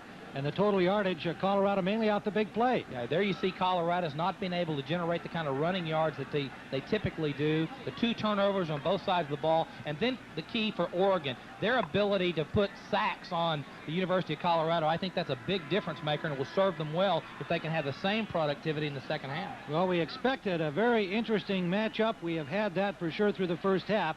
Weather deteriorating rapidly. Look at the difference. Yesterday, people were in shorts here sightseeing around Dallas. It's now 39 degrees going down. It is pouring rain at the moment. Very uncomfortable. And let's once again go down to Bill McAtee on the field. All right, Tim, thank you very much. Well, as you might be able to see, it has now started to rain. The wind has picked up, and there is a weather warning for later this afternoon. Guess what, guys? We might have snow. Back up to you. Snow in Dallas, and you know the Cotton Bowl committee having some fun with the media, and everybody said that they had themselves taken a vote and said Dallas was a warm weather site for bowl games on New Year's Day. Well, didn't turn out that way, at least this time. But yesterday, had the game been played yesterday, it was very much like Miami. An absolutely gorgeous day.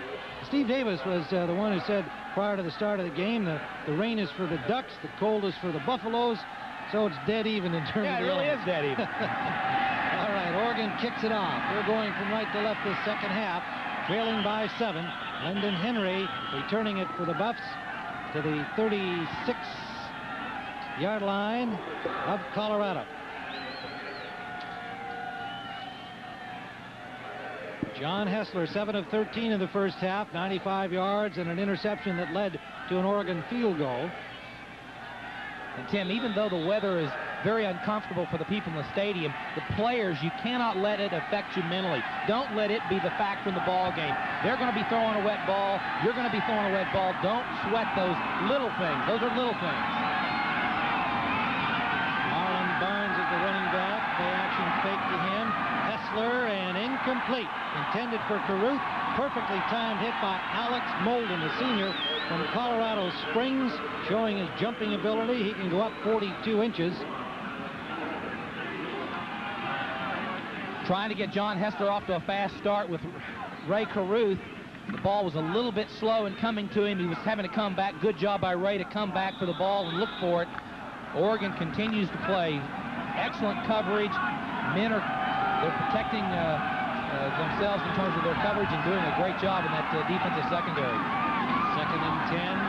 Troutman now in at running back. He's the ball carrier, and he breaks loose. Herschel Troutman to the 6-yard line. Pulled down from behind by Alex Molden. Troutman, a Barry Sanders fan, showed a little Sanders touch there. He loves the cut-back play. Watch him. He'll take it outside, and then he cuts back against. Watch him. Right there. Right behind the line, then cuts back. Great effort. Little guy size-wise, but in terms of his ability to run, and it's just a race on Oregon's part to try to catch him, but it's a big play for University of Colorado. 55 yards. 1st and goal from the 9-yard line of Oregon. Lyndon Henry comes in to replace Troutman, and it's Henry to the 1-yard line. Asher and Collins make the hit for the Ducks. And the Buffaloes, with an explosive 55-yard run by Troutman, are knocking on the door again. Leading by 7, opening minute of the second half. Colorado's doing now in the second half what they could not do in the first half. They've just dominated in the run in this first series. They've taken control of the ball game, making blocks, making plays, making yards. All formation, Keith Miller, the fullback, number 35 in the game. Play action fake. Hessler to the end zone. Touchdown! Matt Lepsis, the junior tight end from Frisco, Texas.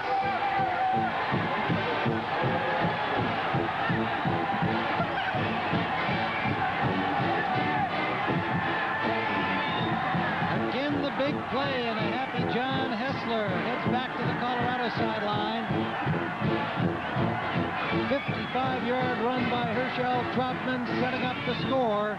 A beautiful play-action fake by Hessler and the catch by Matt Lepsis.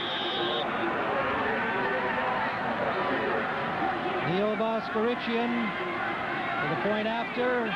Missed one earlier. Has this one.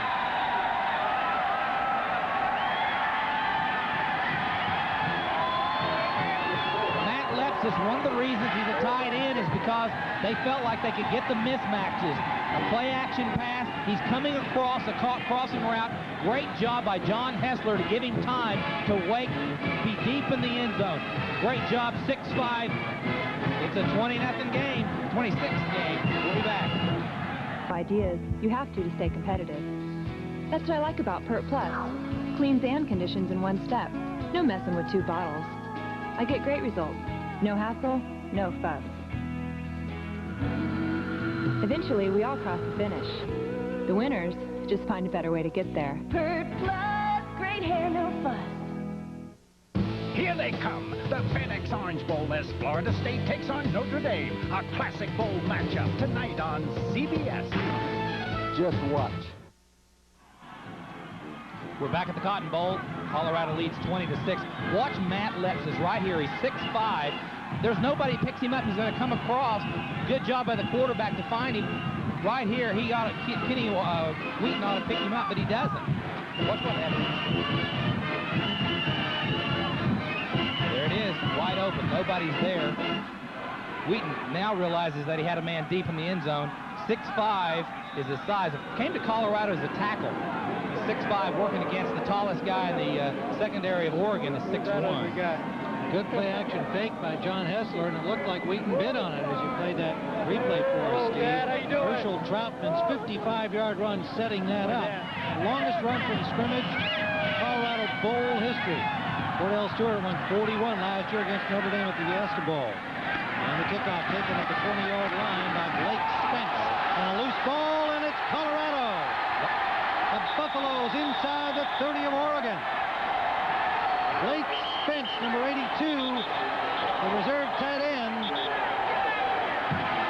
took the short kickoff, and he coughed it up when he got hit. Tough break for the sophomore from San Juan Capistrano, and the Buffaloes now, opening the second half with a touchdown after the big play by Troutman, have themselves another opportunity.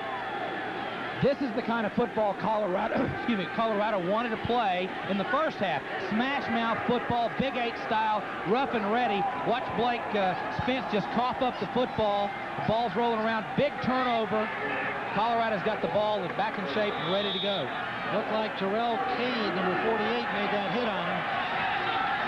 Under the special teams for the Bucks at the 30-yard line. First down, Colorado.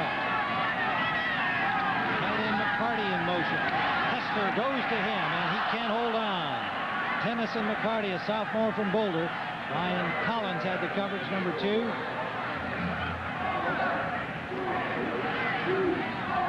Watch the hit on Heisler right. It was a blitz right there. It was a blitz. He recognized it, just barely missed the throw, but good job to recognize it. He knew he was going to get hit. He just wasn't able to complete the pass. That was Collins making that rush on Hessler. Out on the coverage, as we called it initially. Second and 10. Troutman near the 20. Just short of the first down. Dante Lewis, number 5, a senior from Long Beach, California, made the tackle for the Ducks.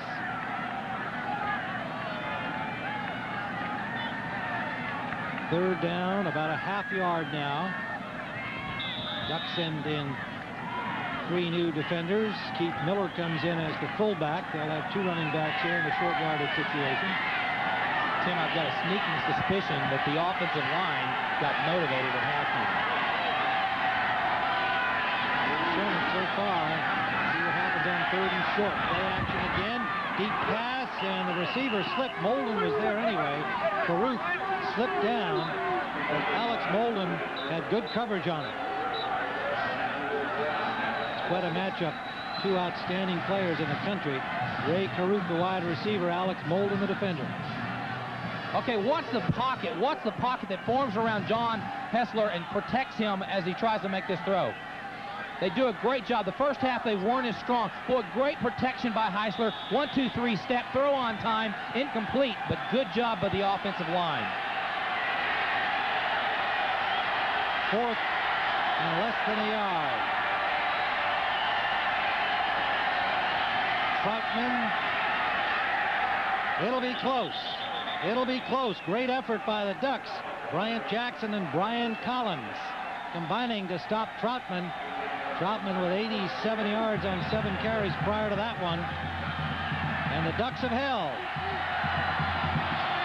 Second time they've stopped Colorado on 4th and short. This defense of Oregon is relentless. They don't give up. They've had some bad things happen for them. They've done a great job off of the fumble to be able to come back and stop Colorado. Good effort, good penetration all across that defensive front. Linebackers stepping up in the hole, making it tough. With Brian Collins, senior, in L.A. 6 foot 216 pounders who got the ankles, and then the big guy Jackson fell on top of him. Ducks ball, first down at the 20-yard line. That could have been devastating for Oregon had the Buffaloes got a first down and kept going in from the 20. Now 12:32 remains in the third quarter, and Colorado with a 20-6 lead. That offense has to step up now. They've got to make something happen. Control the ball. Keep the defense off the field. Get some momentum back. The defense is doing their part. That's what Mike Bellotti told Bill McAtee at halftime. Need some offense from my offense. Some completed passes. Weather definitely becoming a factor now. The rain heavier, and it's blowing down on the playing surface. Jelks and Whittle in the backfield.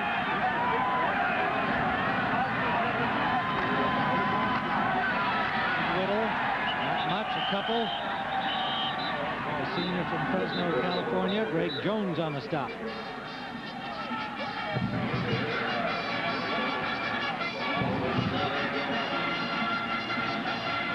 See how the rain has picked up. It could turn to snow before the end of the game. Hardy fans here with the umbrellas up and lots of yellow slickers in evidence.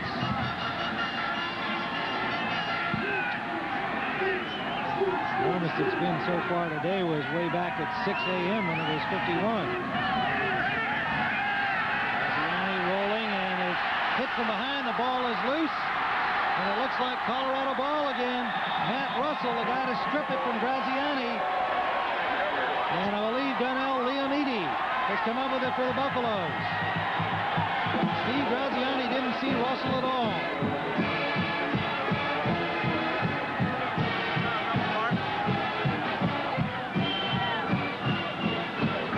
Watch Matt Russell. He's going to come in off of Graziani and try to, he strips the ball. 16 right there. He's trying to put the ball away to go upfield, and Matt Russell does a wonderful job of stripping it away from him. Great effort by Matt Russell, that middle linebacker in the Colorado system. They call him a throwback player, kind of a Sam Huff type. Has fun, makes big plays, also gets in big fights. From the 18-yard line, Colorado with a first down. Troutman trying to squirt out of the traffic. It took 3 of the Ducks to bring him down. Bailey holding on to him.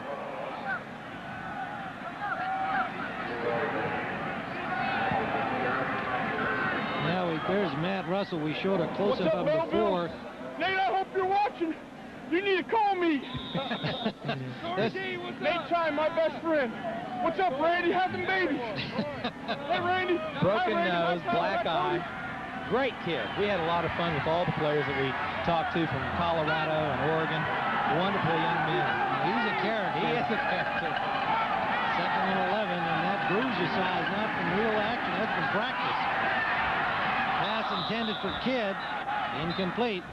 We mentioned earlier Russell in a skirmish here in Dallas earlier in the week, and one of his good friends on the team, Chris Soden, gave him a pop, lifted his face guard in order to get a punch in. Yeah, he wanted to get a better shot. Yeah, they just laughed about it afterwards. In fact, Russell was only concerned, there's the perpetrator, Russell was only concerned if he could go out that night. He checked with the doc before he looked in the mirror and said, will I be able to go out tonight? He did. The two of them went to Wendy's, and he said they even had to pick up the tab. 3rd and 11.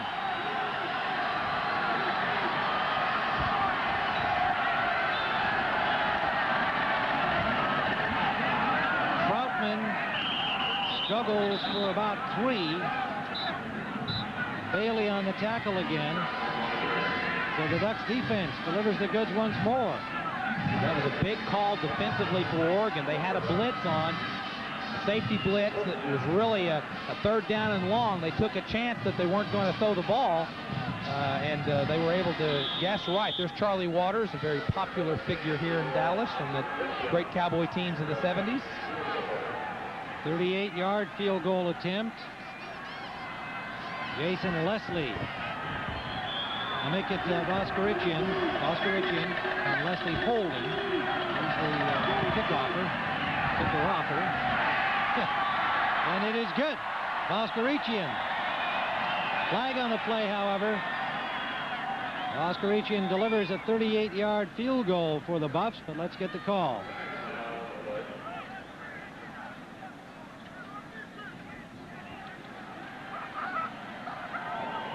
say it's against the Ducks. And they are right.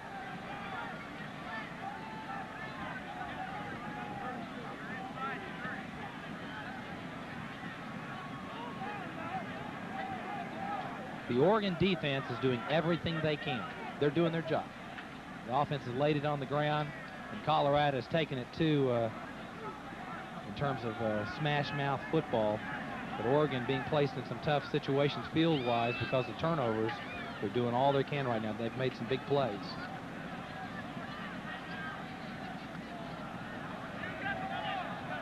Now Colorado, of course, can decide whether to keep the 3 or take the defense. The distance. Had 13 men on the field.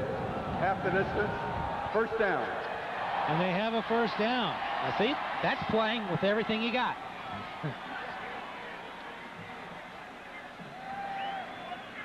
So Colorado will take the 3 points off the board, but they've got 1st and 10 at the goal. Let's see, there's a 1, 2, 3, 4, 5, 6, 7, 8, 9, 10. There's some out, and there's 2 in the front. There's 1 more out here, I believe, to the left. Well, that's it. 12. There's at least 12. Too many. 13. There's too many. Too many for sure. And so it is a first down for the Buffalo. So a serious error on the part of the Ducks. And now let's see if they can stop Colorado here or whether the Buffs can take advantage and get more than 3. Troutman drives to the 6-yard line. Score remains at 20-6. Voskerichian had hit from 38 yards. Gareth White makes the tackle for Oregon on Troutman. Chris Anderson comes in for the Buffaloes at wide receiver. Troutman now 94 yards on 11 carries for Colorado. Miller the fullback. Troutman behind him. Anderson in motion. And Troutman again. And he is stuck. No gain, maybe a loss of a half yard. Troy Bailey, number 56, made the stop. Bailey, the senior from Honolulu, has been outstanding in this football game along that Oregon front. Savoy comes in with Caruth. Tight end McCarty goes out, and the fullback Miller goes out. And Kidd comes in, Anderson out for the Buffaloes. Barnes and Dante Lewis come in defensively for Oregon. 3rd down. Cannot make a first down. Have to get to the 1-yard line and get a first down. Hessler pitching it out. Troutman. Will he get inside? No signal yet.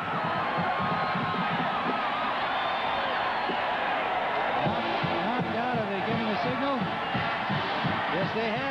Touchdown, Troutman.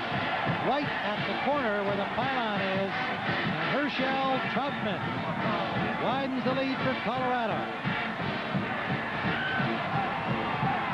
100 yards even for Herschel Troutman. And a touchdown.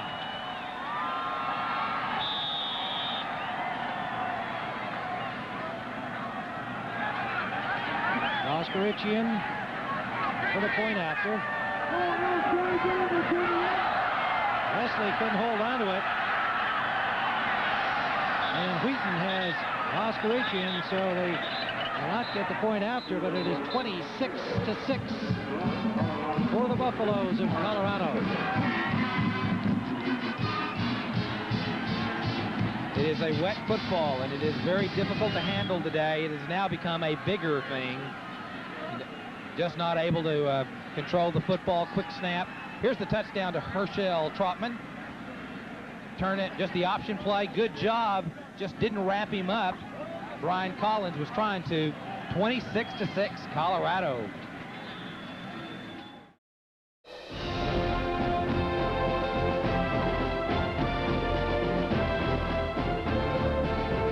Sub-zero temperatures with the backdrop for the Notre Dame-Houston matchup. Late in the game, quarterback Joe Montana struggled to overcome a 22-point deficit. The Irish battled back, scoring 3 times with no time on the clock. Notre Dame earned its last touchdown to tie the game, and then Joe Eunice's PAT capped the greatest comeback ever.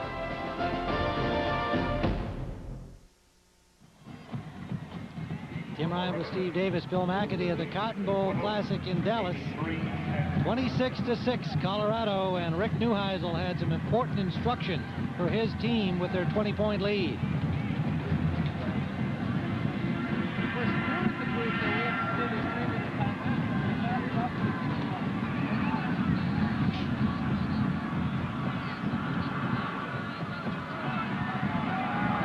Just moments ago, Rick Neuheisel reminding his team the importance of hanging on to the football. We were listening in on our way for commercial, and he was reminding them all to make sure that they did not give up the football. He said, don't even try for the extra yard. Rather than try for that extra yard, make sure you don't cough up the ball. It was wet, rainy.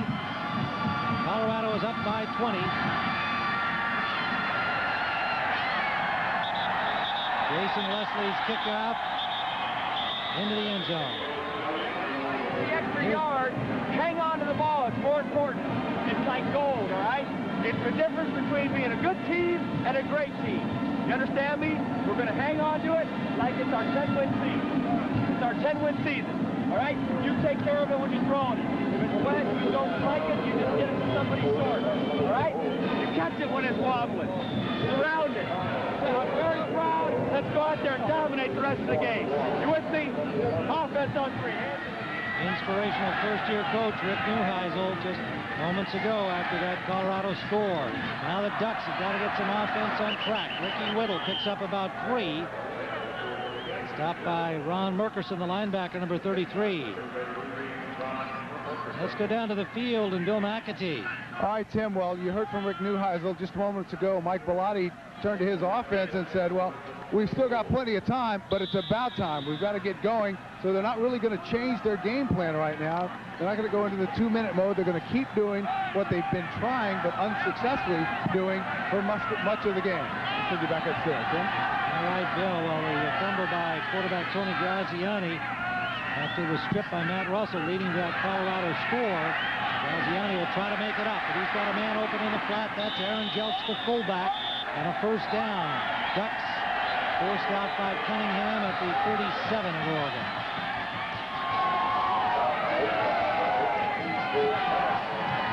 Aaron Jelks is the fullback. He's coming out of the backfield. You saw him slide right in the replay. Just out route. Everyone else has taken their defenders deeper. He's a big load to bring down. Trying to get some momentum. Safe passes. Move the ball down the field. Don't panic right now, but as Bill also said, it's about time to get going. You don't have a whole lot of time. Graziani only 11 of 23, a 54% passer on the season. 13 touchdowns, only 8 interceptions. These conditions and a Colorado team making life more difficult for him. Whittle is stuck. Ricky Whittle ran into a herd of black-shirted Buffaloes. Matt Russell leading the charge. Number 16, Matt Russell, right in the middle. He's on a blitz. Comes right through. No one really picks him up. He is tough to block. He just bounces around, keeps moving forward, loves the action. 250-pound junior from Fairview Heights, Illinois. Second down and 13. Loss of 3 on that play. Graziani on the option. The ball loose again. It's picked off. Greg Jones. To the 16-yard line. Viliami Mau, number 77. The sophomore from Honolulu, who they predict will be a star on that defensive front, knocked the ball loose from Graziani.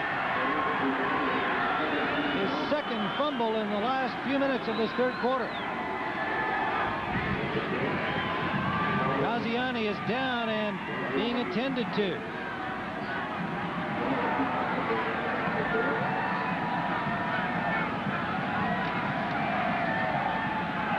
That's Tony Graziani on the option play, trying to make something.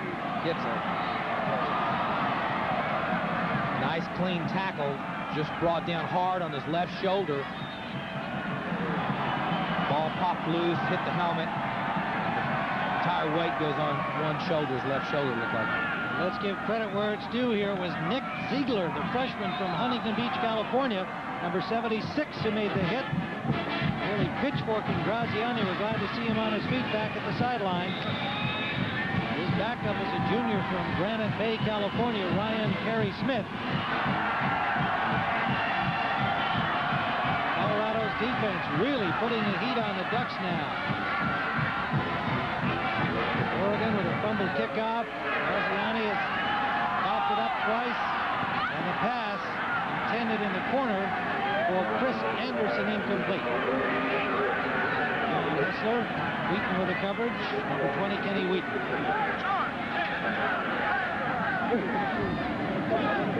Dave Jones, number 59, grabbing that ball as it popped out of the hands of Graziani. Colorado threatening again here at the 17-yard line. 2nd and 10. Colorado's done a wonderful job of keeping the game down on the right end of the field, keeping Oregon backed up. Mishandle of the handoff, Lyndon Henry, and he still battles his way for 4, maybe 5 yards. Good effort by Lyndon Henry, the sophomore from Port Arthur, Texas. No doubt some friends and family here watching him in action at the Cotton Bowl. It's a trap play. Bad exchange by the quarterback and Lyndon Henry. He's got great strength. He's 6'1", 190 pounds.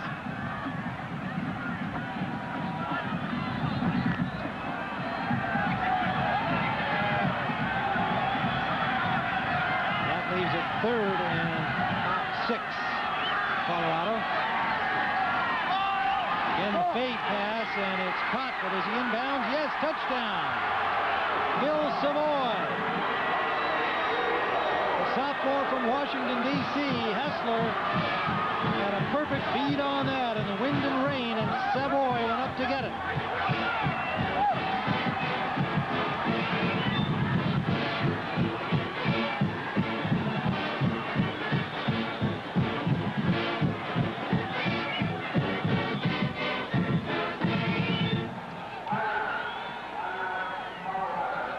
Phil Savoy, sophomore from Washington, with a touchdown pass from John Hessler, and a timeout on the field. We await the point after a try. Colorado now up on top 32-6. John Hessler has done just an outstanding job. Here was a guy that was a second-team quarterback, a fade route. He's got man coverage. Phil Savoy does a good job pushing away on Lamont Woods, number 11. He's the nickel back. Little push, bump, fades. Good job by John Hessler to find the open man. Colorado's taking care of business. They came out pumped here for the second half, especially their defensive unit. There's John Hessler. Here's a guy that did not even think he might play very much because of Coy Detmer. Comes into the 5th game of the season, starting against Oklahoma after he replaced Coy Detmer in the Texas A&M game when he went down with an injury. 2,100 yards throwing the ball, 20 touchdowns, has really become a player. They thought they could only use about 60% of the offense when he first got in the game.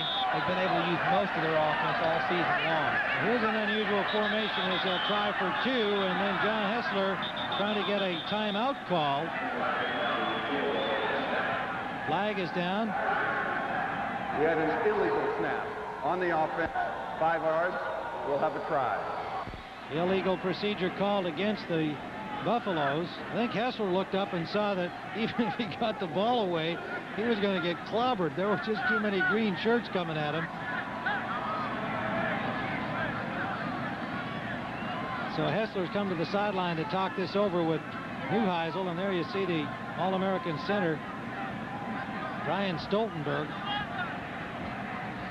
And with the penalty, they are now opting to go with the kick from Voskerichian, Neil Voskerichian. He's got it at the 15-yard line for this point after going for a single point.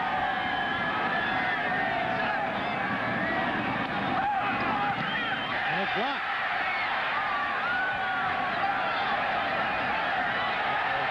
And still going. That's with a forward pass. This is an exciting play nonetheless. The flag is down. And it's Brian Collins who will take it the distance.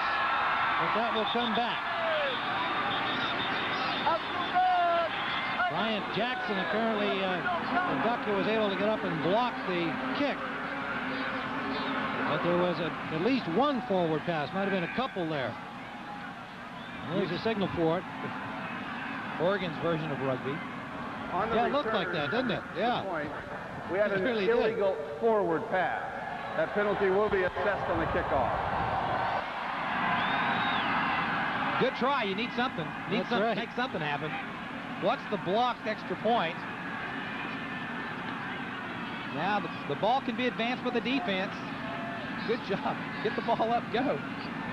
It was Bryant Jackson who made the block, and then here goes the old Troy Bailey's got it, and then he pitches it forward, trying to get it to Brian Collins. We'll have to work on Troy's option capabilities. They'll bring it.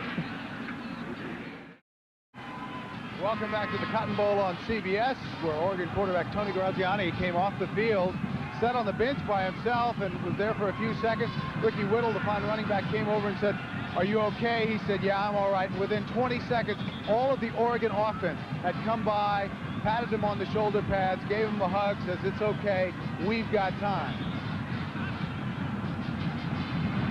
Graziani looks like he is preparing to come back in, giving up 2 fumbles early in the third quarter and taking quite a smack on the last one.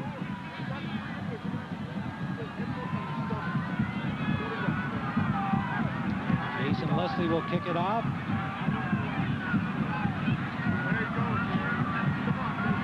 (32-6), and the rain, as you can see, very steady, and temperatures continue to drop here at the Cotton Bowl. Barefooted kicker Jason Leslie, Ricky Whittle, and Pat Johnson awaiting the kickoff. Colorado on top, 32-6. 5:32 to go here in the third. Tim Ryan with Steve Davis. Bill McAtee at the Cotton Bowl. Good deep kickoff. That'll go through the end zone. Oregon will start from their 20-yard line.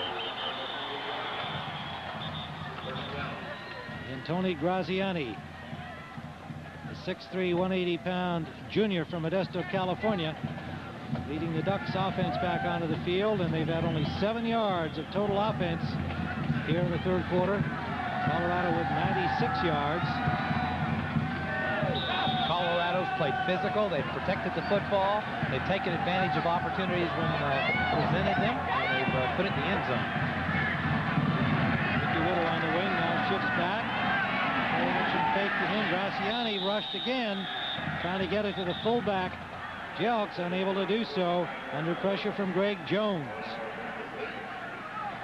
Jones has been in his face this entire second half. Oregon all season long, they've not faced a team as physical and as talented defensively as Colorado, and it's starting to really show and illustrate the type of team that Colorado is in terms of their quickness and their strength and their ability to put a tough rush. They have played physical in this second half, and they put points on the board. Graziani now 12 of 24, just 59 yards passing. 3 wide receivers out to the right side. He gets some time, and that one off the mark. Intended for the tight end, Wilcox.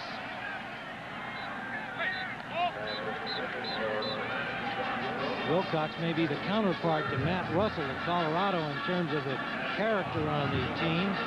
Junior from Junction City, Oregon. Like Russell, quite a character and totally in love with the game of football. Sports several tattoos. You saw one there. But more than that, he says, you know, we don't want to be like that guy McNeely that lost to Tyson and be only known for pizza commercials afterwards. We'd like to beat Colorado and get some more respect. There's an uphill climb now. Blake Spence from Graziani. Second tight end, a sophomore from San Juan Capistrano. Be short of the first down. Donnell Leomidi forced him out. And the punting unit on. What Colorado wanted to do is put Oregon in a position where they had to be one-dimensional, where they have to throw the football at 32-6 with 5:26 to go in the third quarter. Now you can drop back. You can play a little bit more relaxed defensive style, not have to take as many chances.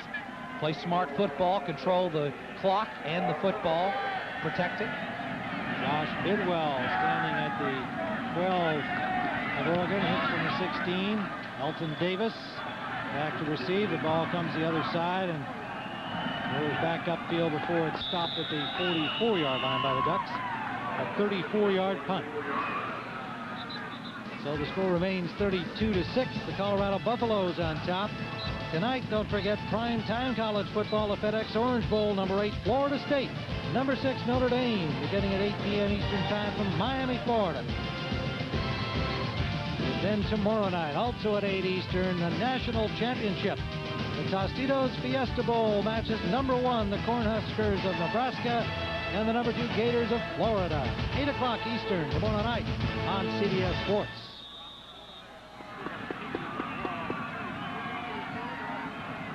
Who do you like there, Steve?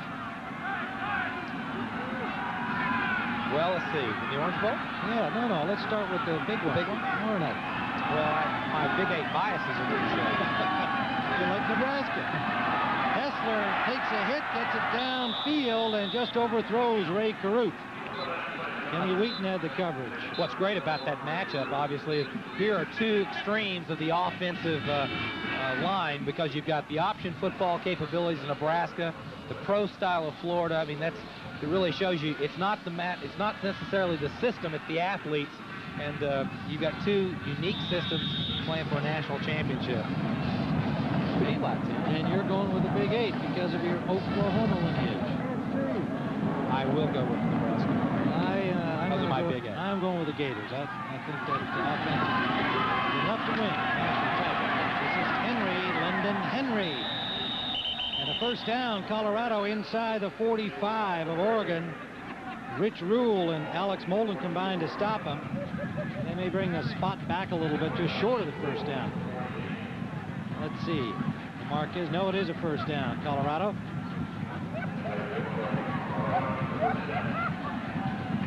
This Colorado football team has had a good time in Dallas. They've been loose, they've had a lot of fun, and it's part of the character of their coach. He really has made this a fun experience for his players. The bowl games are about players.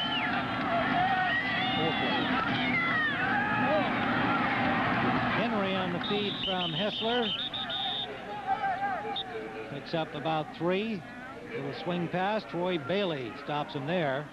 Yeah, I think it's obvious talking to the Colorado Buffaloes that they enjoy their new coach in his first season, Rick Neuheisel. I just think that at some point they're going to not want to have him play and sing anymore. I mean, his guitar and singing voice might get to them in a season or two. I'm a big fan of Rick Neuheisel. I think that he's a contemporary coach. He's a coach of the future. He understands his players. He understands that this is a generation of players that grew up watching ESPN and MTV, and he knows the difference. And I just like the way he coaches this football team. That's Hessler on the option, picking up about 5. Ryan Collins stopped him. It leaves 3rd and about 4. Between 3 and 4. Well, we talked to Rick Neuheisel about his coaching philosophy as a young coach, and here were his comments.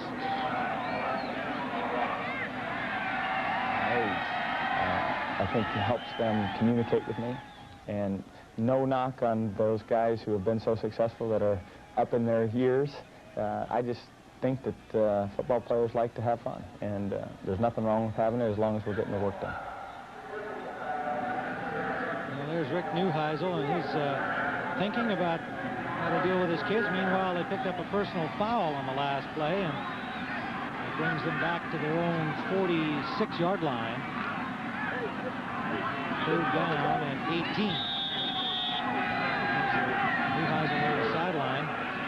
Yeah, I think one more rendition of Wild Thing, though, he was going to set it back a little bit.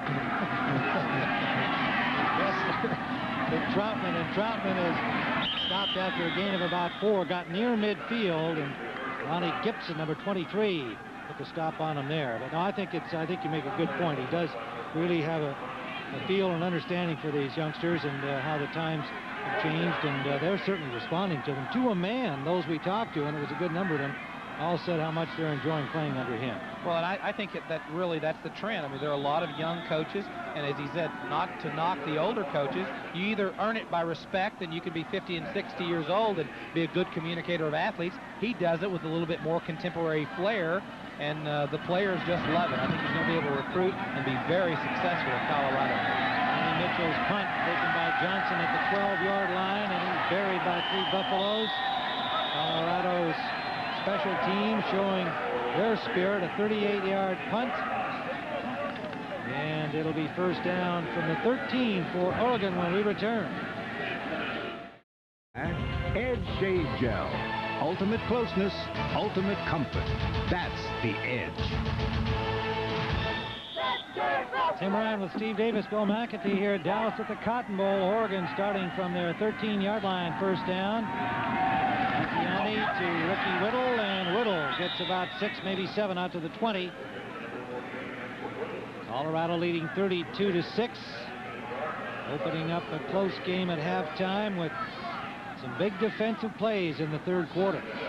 Now they're going into a no-huddle offense. Time is getting away from them. They've got to make something happen, change the tempo. Gianni gets some time and then flicks it out. Pretty close to a first down. Whittle on the catch, and Donnell Liamidi trying to stop him short of the marker, and he has done so. It'll be third and about a yard, a long yard for Oregon, and they stay in the hurry up. Mark Gregg, the center, number 69, getting the signal count from Graziani. Snap count. Third and a long yard.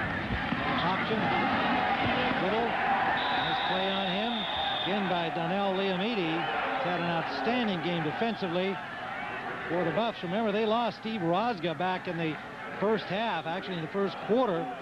The junior from Roseville, Minnesota, and Ryan Black has taken his spot, been effective there. They also lost their holder on placements because that was Rosga's job. So kicker Jason Leslie has been doing that for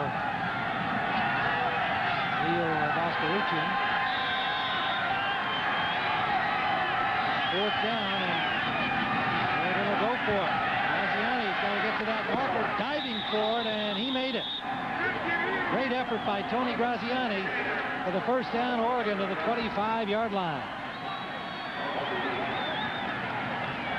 Really outstanding effort for Tony Graziani. I mean, it's tough. 57 seconds left to go in the third quarter. You're down 32-6. Fourth down and a bunch to go.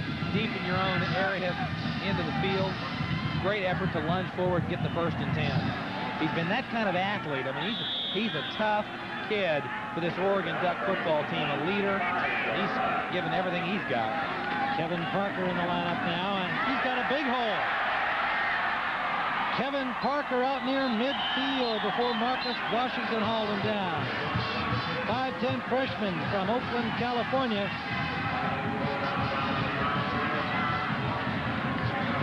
Watch the hole develop for Kevin Parker, the redshirt freshman.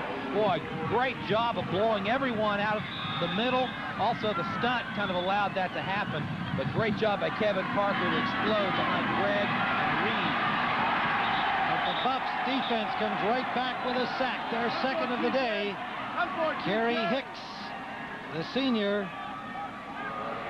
Defensive staff figures he'll be a first-round draft choice. 6'6", 270-pounder from Salt Lake City, Utah. Getting the sack on Graziani and driving them all the way back to the 37-yard line. Kerry Hicks is probably going to be a first or second-round draft choice.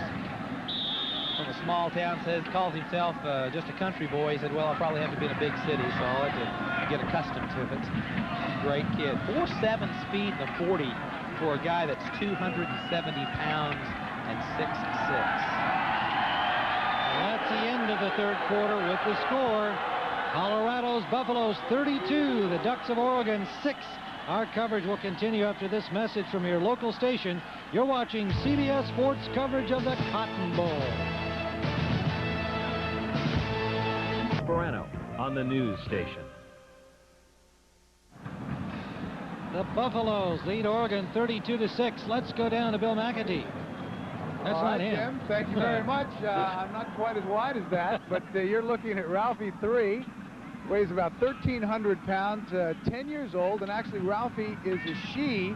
And I'm going to have to give Buffaloes a lot more credit because Ralphie is smart enough to be in a covered place, unlike the rest of us out here in the Cotton Bowl, as the temperature now dips on the field to about 38 degrees.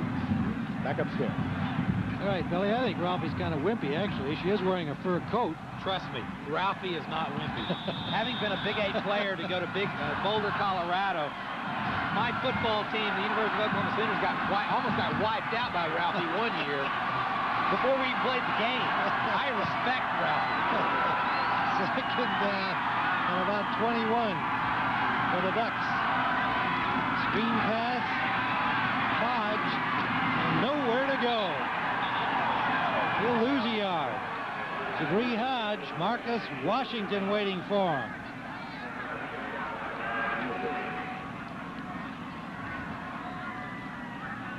Jabree Hodge, a junior from Woodland Hills, California, reserve wide receiver. Had no running room there. Tim, during the regular season, Oregon, because of their offensive style and the different motion and formations and schemes that they use, typically when you're preparing for them during the regular season, it's kind of tough. You got 3 days. Colorado's had this luxury of 2.5 weeks, so you've really been able to take advantage of giving your kids more intelligence and more weapons to be able to play against Oregon and their diversified offense. Third down and 20. Graziani gets some time. He has a man. It's Tristan McLemore, short of the first down, however. Will bring up fourth down. The senior from Huntington Beach, 61 catches on the season.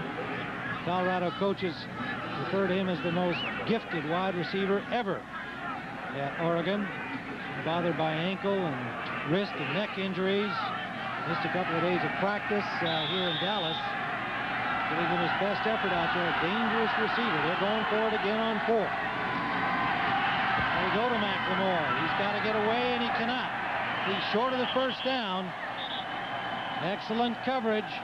T.J. Cunningham, fine senior cornerback from Aurora, Colorado, stopped him short.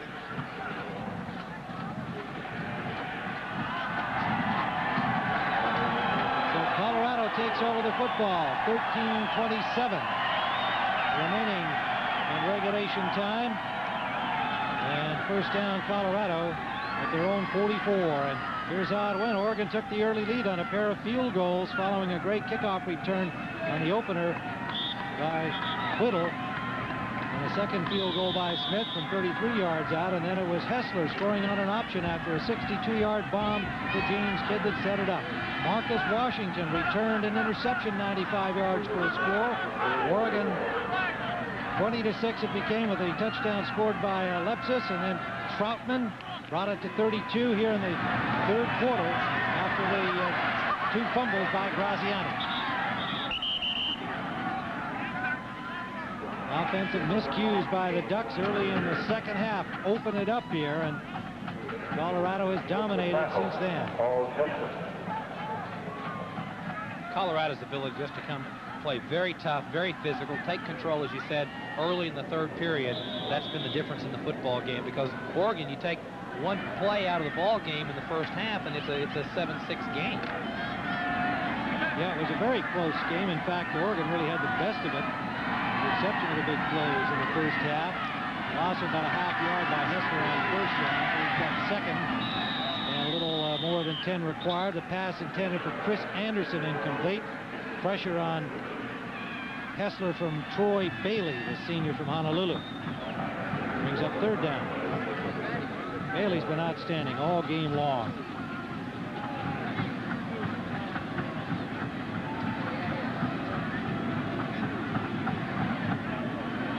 Savoy comes back on with Kidd and Carruth, three wideouts here on the third and long for the Buffaloes. Game of big plays. More of them have been in Colorado's favor.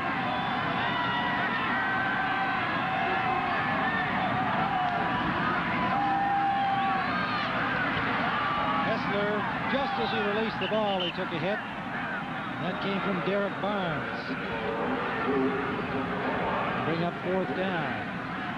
They started this series with a little option run by Hessler and lost a half a yard, so they went to the passing posture to try and get the first down, and now they'll have to punt. Colorado's still going to run their offense. They've got a bill for 1996. This is a team that has 7 seniors. Rick Neuheisel has a chance to be a national championship contender next year, and he's going to do everything he can to build the confidence of this football team and to build on what they need in off-season, spring practice, and get ready for fall of 96. The Big 12 is going to be a big challenge for Colorado and every member of that Big 12 conference. And he's trying to give his kids every chance to be the best that they can be and prepare them for the future. Matt Johnson awaiting Mitchell's punt. He came off the side of his foot. Another short punt.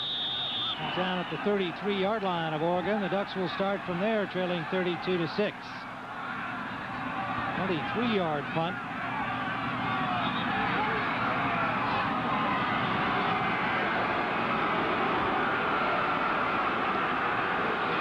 This past summer, the sports world lost a great broadcaster and a good friend.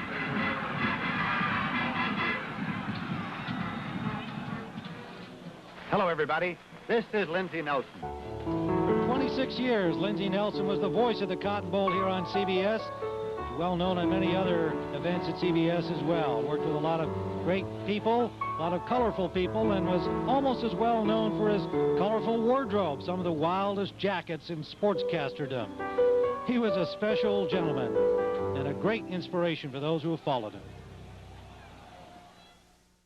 Down by Colorado's Marcus Washington, 5 Oregon turnovers, and there's the story of this game, and a great job by Troutman, who's got 100 yards rushing on 13 carries and a touchdown for the Buffaloes.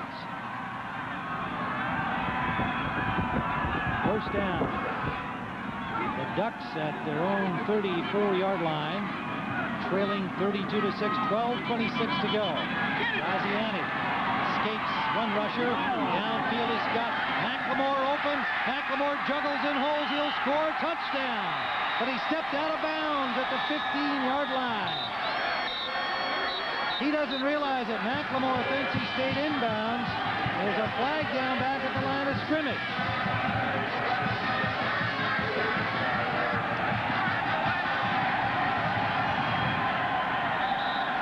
Down, it looks like the ball is coming back to the line of scrimmage, and McLemore thought he had a score. All kinds of stuff on that play, Steve. I think Tony Graziani went beyond the line of scrimmage, trying to scramble out of the pocket, lost where he was on the field, and they're calling it back. Good loss of down. McLemore, who apparently stepped out of bounds, was in the end zone with a touchdown. On the offense, the pass was made from beyond the line of scrimmage, 5 yards from the spot of the pass, loss of down, second down. One of those days for the Ducks.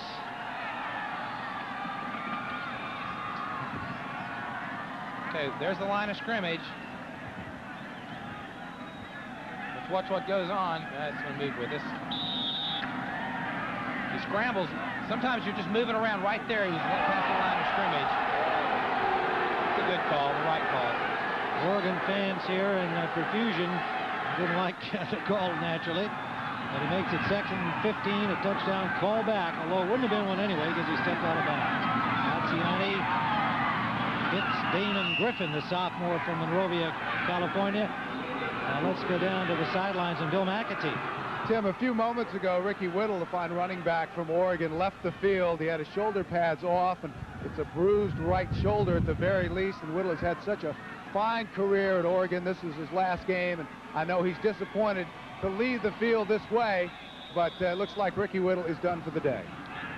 12 rushes for 50 yards, Bill, for Ricky Whittle. 4 catches for 18 more, playing with bad ribs, and a great effort by an outstanding senior from Fresno, California. Wilcox makes the catch, the tight end, and Graziani, and a first down for the Ducks up to the 48-yard line of Oregon. So Ricky Whittle will be missed, and Kevin Parker, the freshman from Oakland, California, becomes the running back.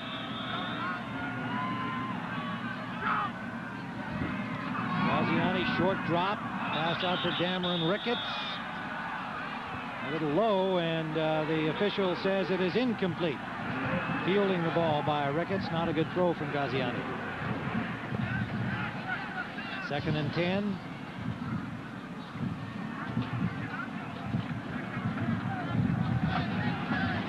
Day of promise for the Ducks has turned into disaster here. 11:24 to go in the 4th quarter. Not much good has happened here in the 2nd half for Oregon. Sometimes flying south is not always the best strategy. Good point. Parker, the ball carrier, stopped by Kerry Hicks.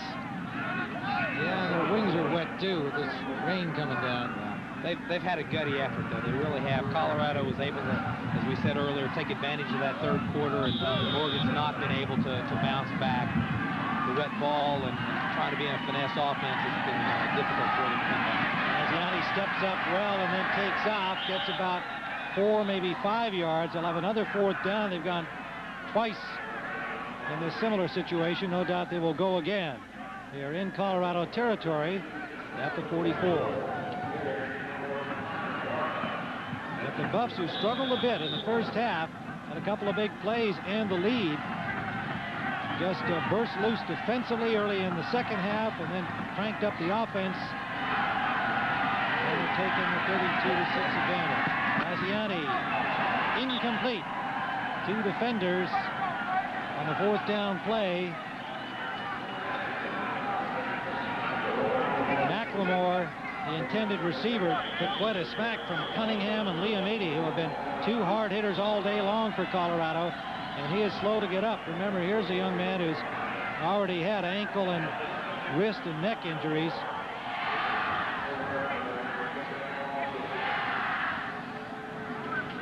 See if we can identify the hit on Christian McLemore as he comes inside. Going to get sandwiched.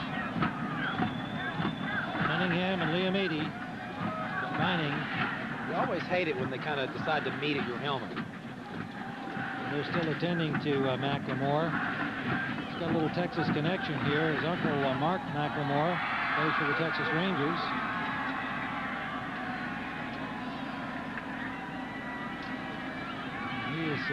He is hurting down there, and they're going to be careful with him. He's given lots to this program this year. The senior from Huntington Beach, California. They call him the most gifted wide receiver ever.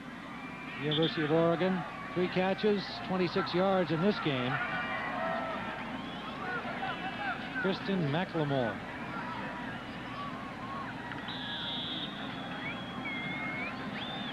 Yeah, when you look at their top receivers in terms of McLemore, Whittle, and Wilcox, 3 catches for McLemore, 4 for Whittle, 3 for Wilcox. I mean, it's been, they've not been able to get the ball to the guys that have brought them here. They've been able to be successful for them.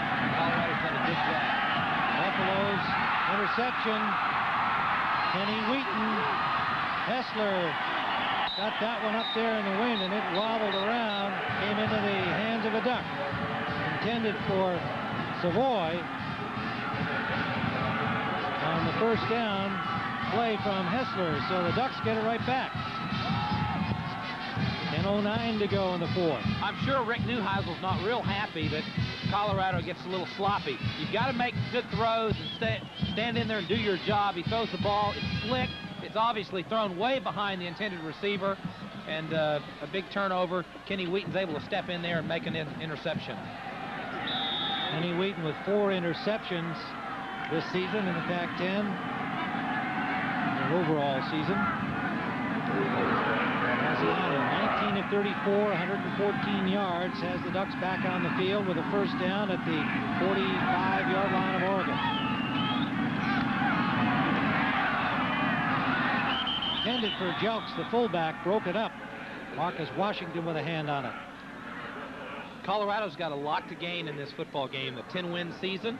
Probably the opportunity to, they're 7th in the country right now. They may move up, possibly into the top 5. Recruiting in Texas is going to be critical for the Big 12. Rick Neuheisel has proven himself as a more than capable recruiter in Colorado and California because of his UCLA ties. But making an impression in Dallas, Texas will add. There's a lot of athletes. There are a lot of athletes in the state of Texas that would look at Boulder, Colorado, the University of Colorado as an opportunity. And Rick Neuheisel wants to make an impression here in the Cotton Bowl. 2nd and 10. Graziani steps up and intended for Johnson. And again, tough defense. Buffalo's not giving anything away, despite a 32-6 lead, and Johnson slow to get up. Washington in on that one again. This is a physical football team, Colorado's defense. They do a great job being able to put some damage on you. They will hit you. Colorado's always had a trademark of being great physical hitters, but they pride themselves in being physical and tough on the field, and they have put several Oregon players down today. Again, proper credit where it's due. Kenny Wilkins, number 20, with the initial hit, the junior from Mesa, Arizona. Ryan Black, the sophomore from Phoenix, the pair that put the hurt on Johnson on that play, and he leaves the field for the Oregon bench. Tennessee beating Ohio State. That is a final score. McNamara being assisted to the locker room. A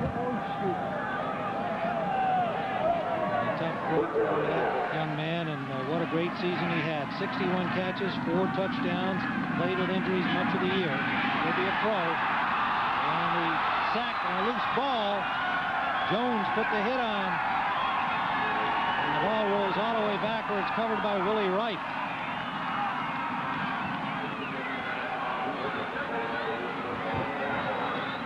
Greg Jones has been in the Oregon backfield quite a bit today. Does a great spin move, and the wet ball gets away from the quarterback, and then it's kicked down the field.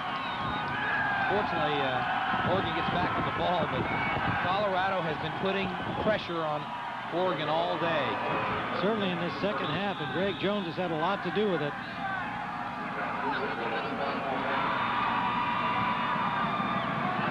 So Bidwell standing at his 10-yard line. Trying to pick the Ducks out of trouble here. And whistles before the snap.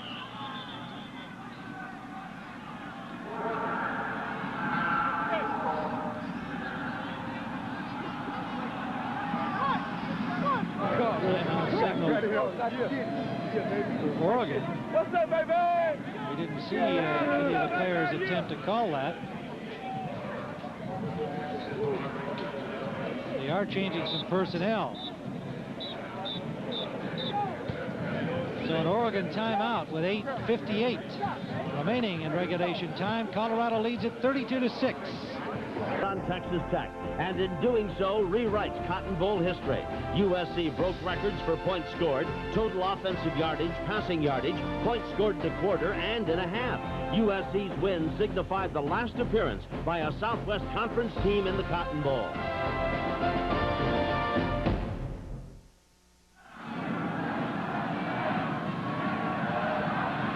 Colorado leading 32-6 back here at the Cotton Bowl. 8:58 to play. Bidwell punting for Oregon, standing at his 10-yard line. Elton Davis, the deep man, waiting it for Colorado. Good kick. Takes a duck bounce and gets down to the 35-yard line. Over there by Oregon. Colorado with their lead will start there, a 40-yard punt. Wild thing. I think I love you. But I gotta know for sure. Are the Buffalo fans gonna be ready for Big Red? I think about the only guys he might recruit with that would be the Trogs, who I'm told made the original recording of that. Yeah, Rick's either got to give it up or work on it, one or the other, in terms of that singing stuff. He can pluck a little bit. He can pick it. The 6 first down for the Buffs and a gain of about a yard for Lyndon Henry. But, you know, again, you got to admire him. I admire his guts just getting up there in public and doing that. He has really captured the hearts of the Colorado fans and these players, because as we said in meetings with them, it was obvious that, you know, great respect to Bill McCartney. He did it his way. Rick Neuheisel is going to do it his way, and he does it a wonderful way in which he connects to players. He understands their role, and And I think he's just going to be a really exciting coach to watch develop over the years. He showed real maturity in telling UCLA, I'm staying at Colorado. They gave me a chance. I'm going to stay here at Colorado and build my future. And I commend Rick for his effort. He credited that to his daddy, and good job for that. On 2nd and 9, it's Henry again. Gets about 4 to the 40-yard line. We've mentioned Neuheisel a lot in this game. His team is up 32-6. He's a first-year coach, and I think equally we must point out the success Mike Bellotti, who's not a whole lot older. He's 45 years old, and in his first year as a head coach at Oregon, a 9-2 mark in the Pac-10, taking over from Rich Brooks, a Rose Bowl team, and a lot of folks didn't think that the Ducks were going to be up to defending their crown. Well, they fell just short of that, the Pac-10, but here they are in the Cotton Bowl, got an outstanding year. Yeah, and I think a lot of comments earlier that they're looking for respect. Well, they didn't win a game, but they are gaining the respect that they're looking for.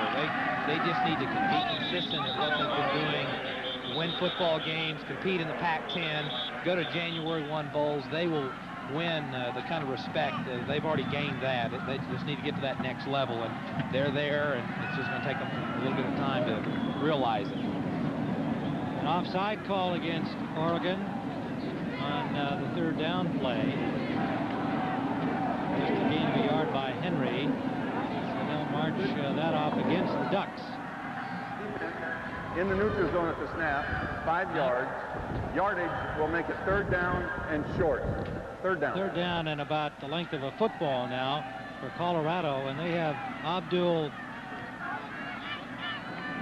Rahman has come into the game. Abdul Rahman is, no, he's on the sideline, so just getting ready to come into the game for Hessler. Number 12, he's a sophomore. Had a lot of playing time, of course. Remember, Floyd Detmer was the starter in the early part of the season for the Buffaloes. And when he got hurt, John Hessler came in and just done absolutely wonderfully for the Buffaloes. Miller and Henry, and they go to Henry again. Hessler keeping it, and he has a 1st down.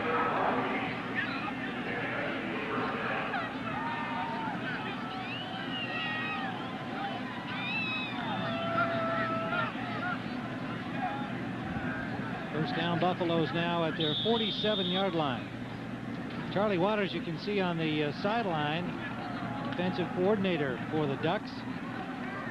Former Dallas Cowboy star player and coach of the pros at Denver. Now defensive coordinator at Oregon. Done an outstanding job, helping them to their 9-2 mark this year with a lot of pro-style elements in his defensive schemes. First down, Colorado. Barnes, Marlon Barnes. Gets a couple.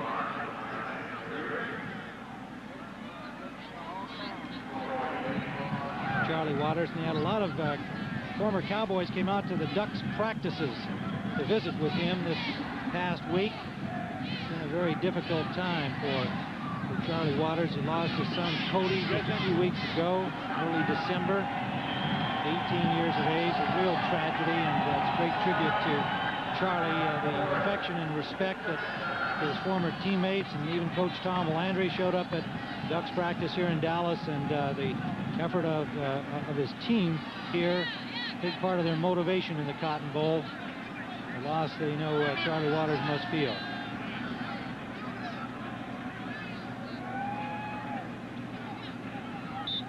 They have taken the Hessler out. You're looking at Tony Graziani, and the timeout on the field.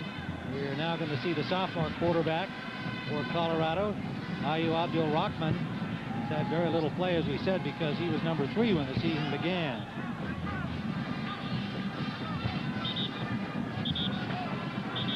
The 1996 season, Tim, is going to be new for this part of the country. The Big 12 Conference will kick off next fall, and 4 Texas schools, Texas Tech, Texas A&M, Baylor, and then the Oklahoma schools in the South Division, and Colorado will be a part of the North, and it will be really one of the outstanding conferences. They will have a championship game. Next year will be played in St. Louis. It's going to be an exciting time in college football as the super conferences are arriving. the Ducks stay with him, and 3 of them converge on him for a loss. Bailey and Collins leading it for Oregon. Loss on the play of about 4 yards. 5:24 to go. Colorado in charge of the game. They bring up 3rd down.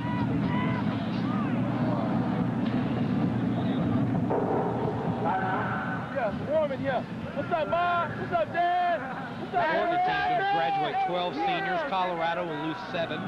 So both teams, you would think, would be big players next year. 5:14 on the clock. Colorado headed to victory in the Cotton Bowl. Tim Ryan with Steve Davis, Bill McAtee at the Cotton Bowl. 5:19 to play. Colorado with a commanding 32-6 lead. Quarterback is sophomore from Oakland, California, Ayu Abdul Rahman for the Colorado Buffaloes. He's appeared in 5 games, 3 of 5 passing, and runs it out the left side, gets about 2 yards before he's driven back. That'll make up 4th down.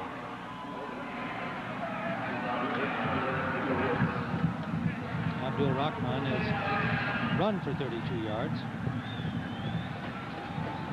Check that. That's his passing stats. 3 completions. Hey, how you doing, Dad? Leftus, get on here. Say something. Hey, what's up? Frisco. Rushed 12 times for 76 yards. Into this game, and the happy Buffaloes and the sad Ducks. Statistically, John Hessler did not have a great game, but effective. He was effective today. Had some help, turnovers, made a difference. He was able to make plays when he needed to. Mitchell, the punter, standing at his own 34-yard line.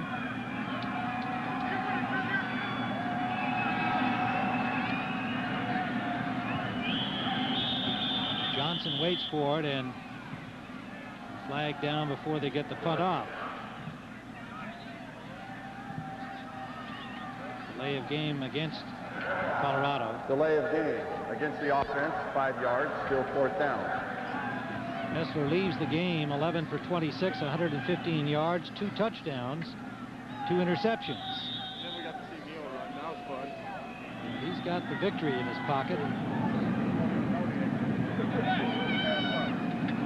An outstanding year coming in for Coy Detmer. Texas A&M game, Detmer went down, and then following on is the start of the rest of the year. And they fake the punt, and it's complete.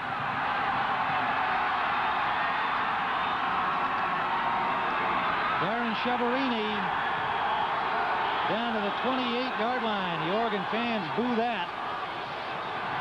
Derek Edwards made the stop. 28 yards for the first down.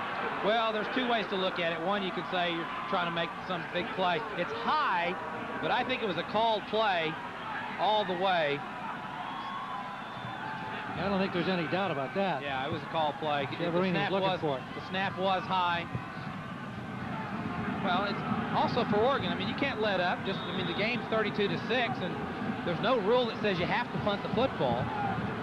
The fans are booing, and maybe it's a matter of consideration of sportsmanship, but the main thing is you don't quit. The game's not over. Try to make 1st and 10s. These are 2nd, 3rd, 4th team guys that want to play. Marlon Barnes stopped by Bryant Jackson. And flags are down up near the line of scrimmage. Might have been a little pushing and shoving going on after that play.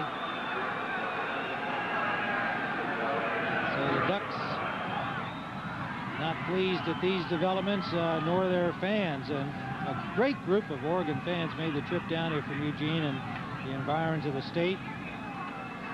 900 of them at a luncheon the other day.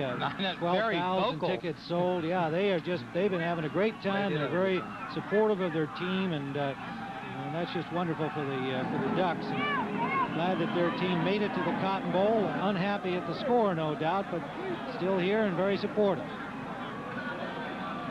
Penalty is against Colorado.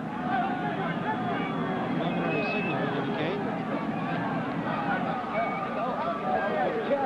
Yeah. Hey, I was like, so I wish I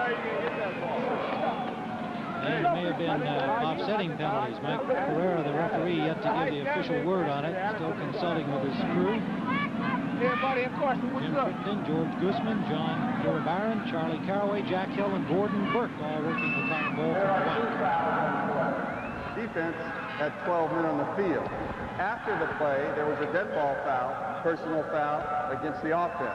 This penalties will both offset in yardage. It'll still be 1st and 10. Still 1st and 10 for Colorado. Yardage offset. It's twice today the Ducks have had too many men on the field. Previous time was very critical.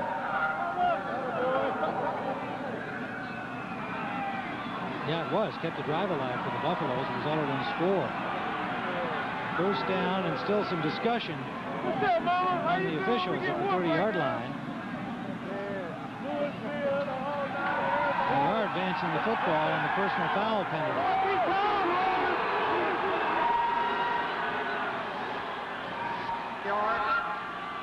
Personal.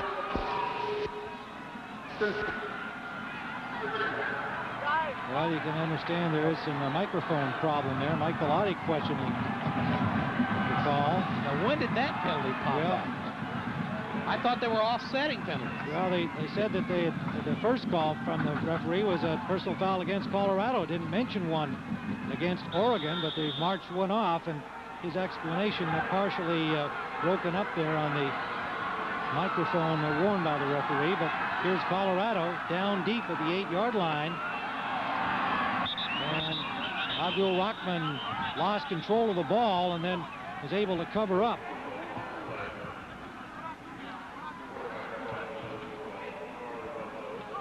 Trouble with the exchange of the snap.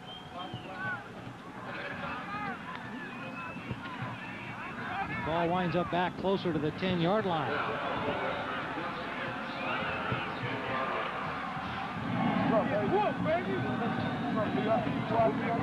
Colorado coaches are given the sign to keep the ball in play, keep the clock running, use up the clock. It's time to go home. I think Oregon's ready to go too. So it's 2nd down and goal for Colorado inside the 10 of Oregon. One setback is Marlon Barnes. And Barnes gets down to about the 6-yard line. Derek Barnes makes the tackle for Oregon.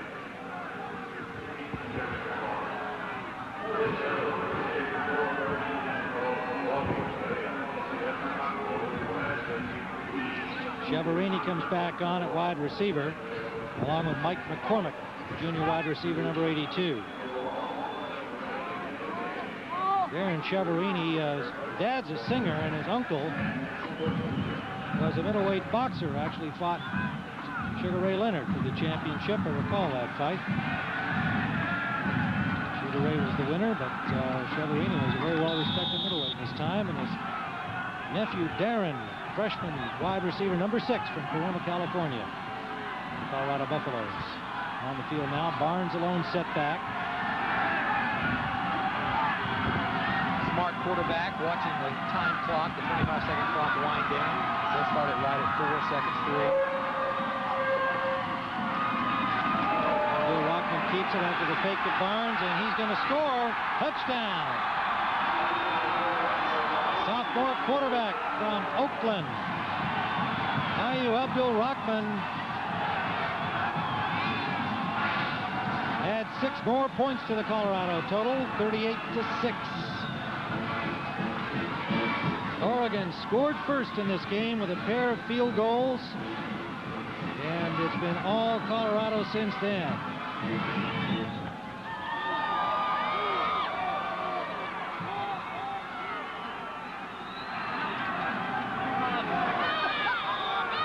Mike Bellotti, outstanding year in his first year as head coach at Oregon, but not a pleasant day in Dallas. Rainy, cloudy, cold day. And the point after try by Voskerichian blocked, and he took a little extra shot after he missed it. Flag down. Somebody got a hand up on it. Colorado going 65 yards in 10 plays after they kept it alive out of punt formation. Mitchell's pass. Chiaverini. See what this call is here.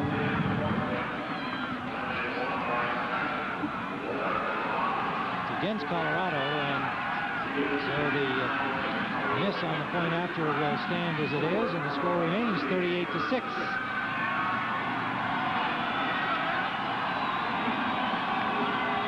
Rick Neuheisel congratulating his unit coming off the field. Outstanding effort on the part of these Buffaloes today. Started slowly.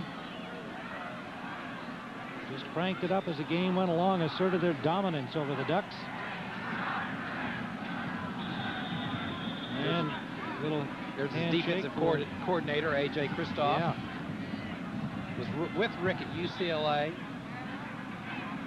Really a fine coach, fine football coach. he gets the dunking. Somebody on the defensive unit, no doubt. Being A.J. Kristoff, their coordinator, and dousing a cold day to get that.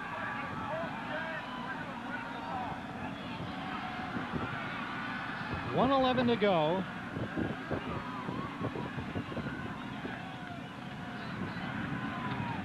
Talked about respect in the pregame and the next level for Colorado. They've, since 1989, it's really been the big two in Nebraska and Colorado.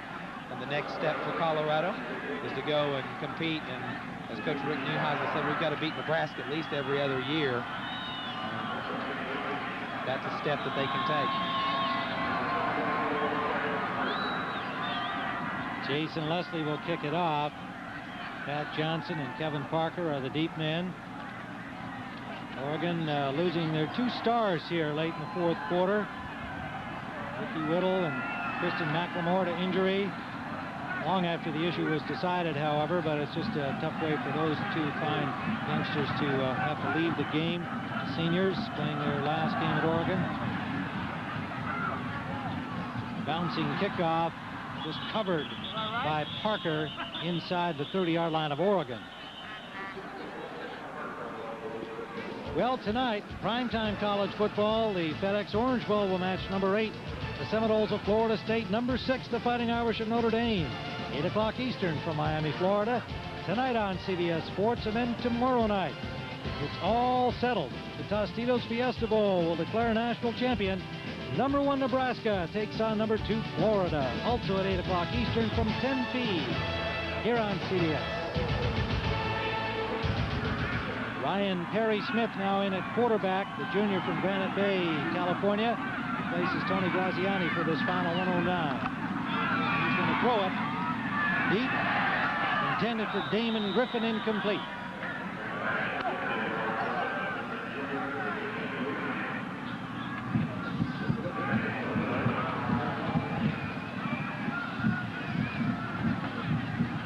Ryan Perry Smith. His passing mark, 25 of 51.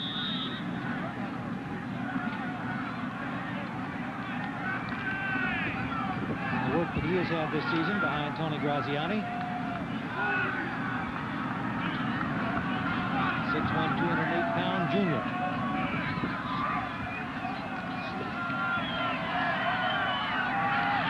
That's complete out to Eric Wynn, and what a rip he took. The ball knocked loose. He had the ball. A sophomore from Beaverton, Oregon, but Ryan Sutter put a lick on him.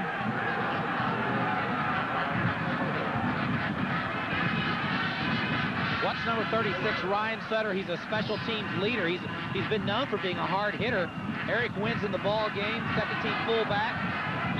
Nice Ryan Sutter tackle right on the chest. Tattoo a Colorado buffalo on your shoulder pad. That'll bring up third down for the Ducks. And a headache.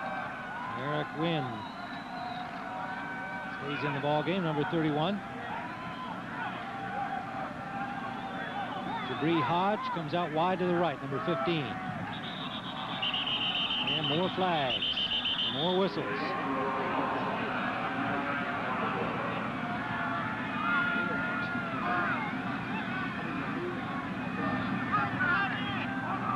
Both these teams having a hard time getting the game over with, but the issue no longer to be decided. Colorado leading 38-6, and there's a happy-looking John Hessler. His first Cotton Bowl victory in hand. Start to celebrate. The Buffaloes fan and other fans back in Boulder. I think Kevin Parker, picked up the official's flag, put it in his pants.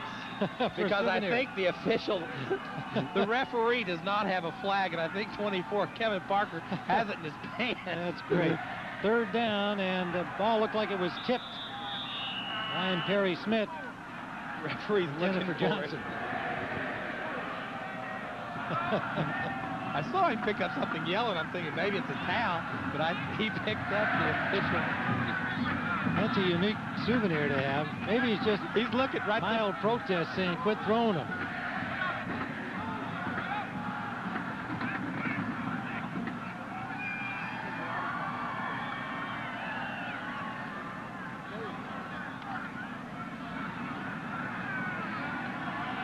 He's bringing it back on the field. He's got it in his hand. He does, yeah.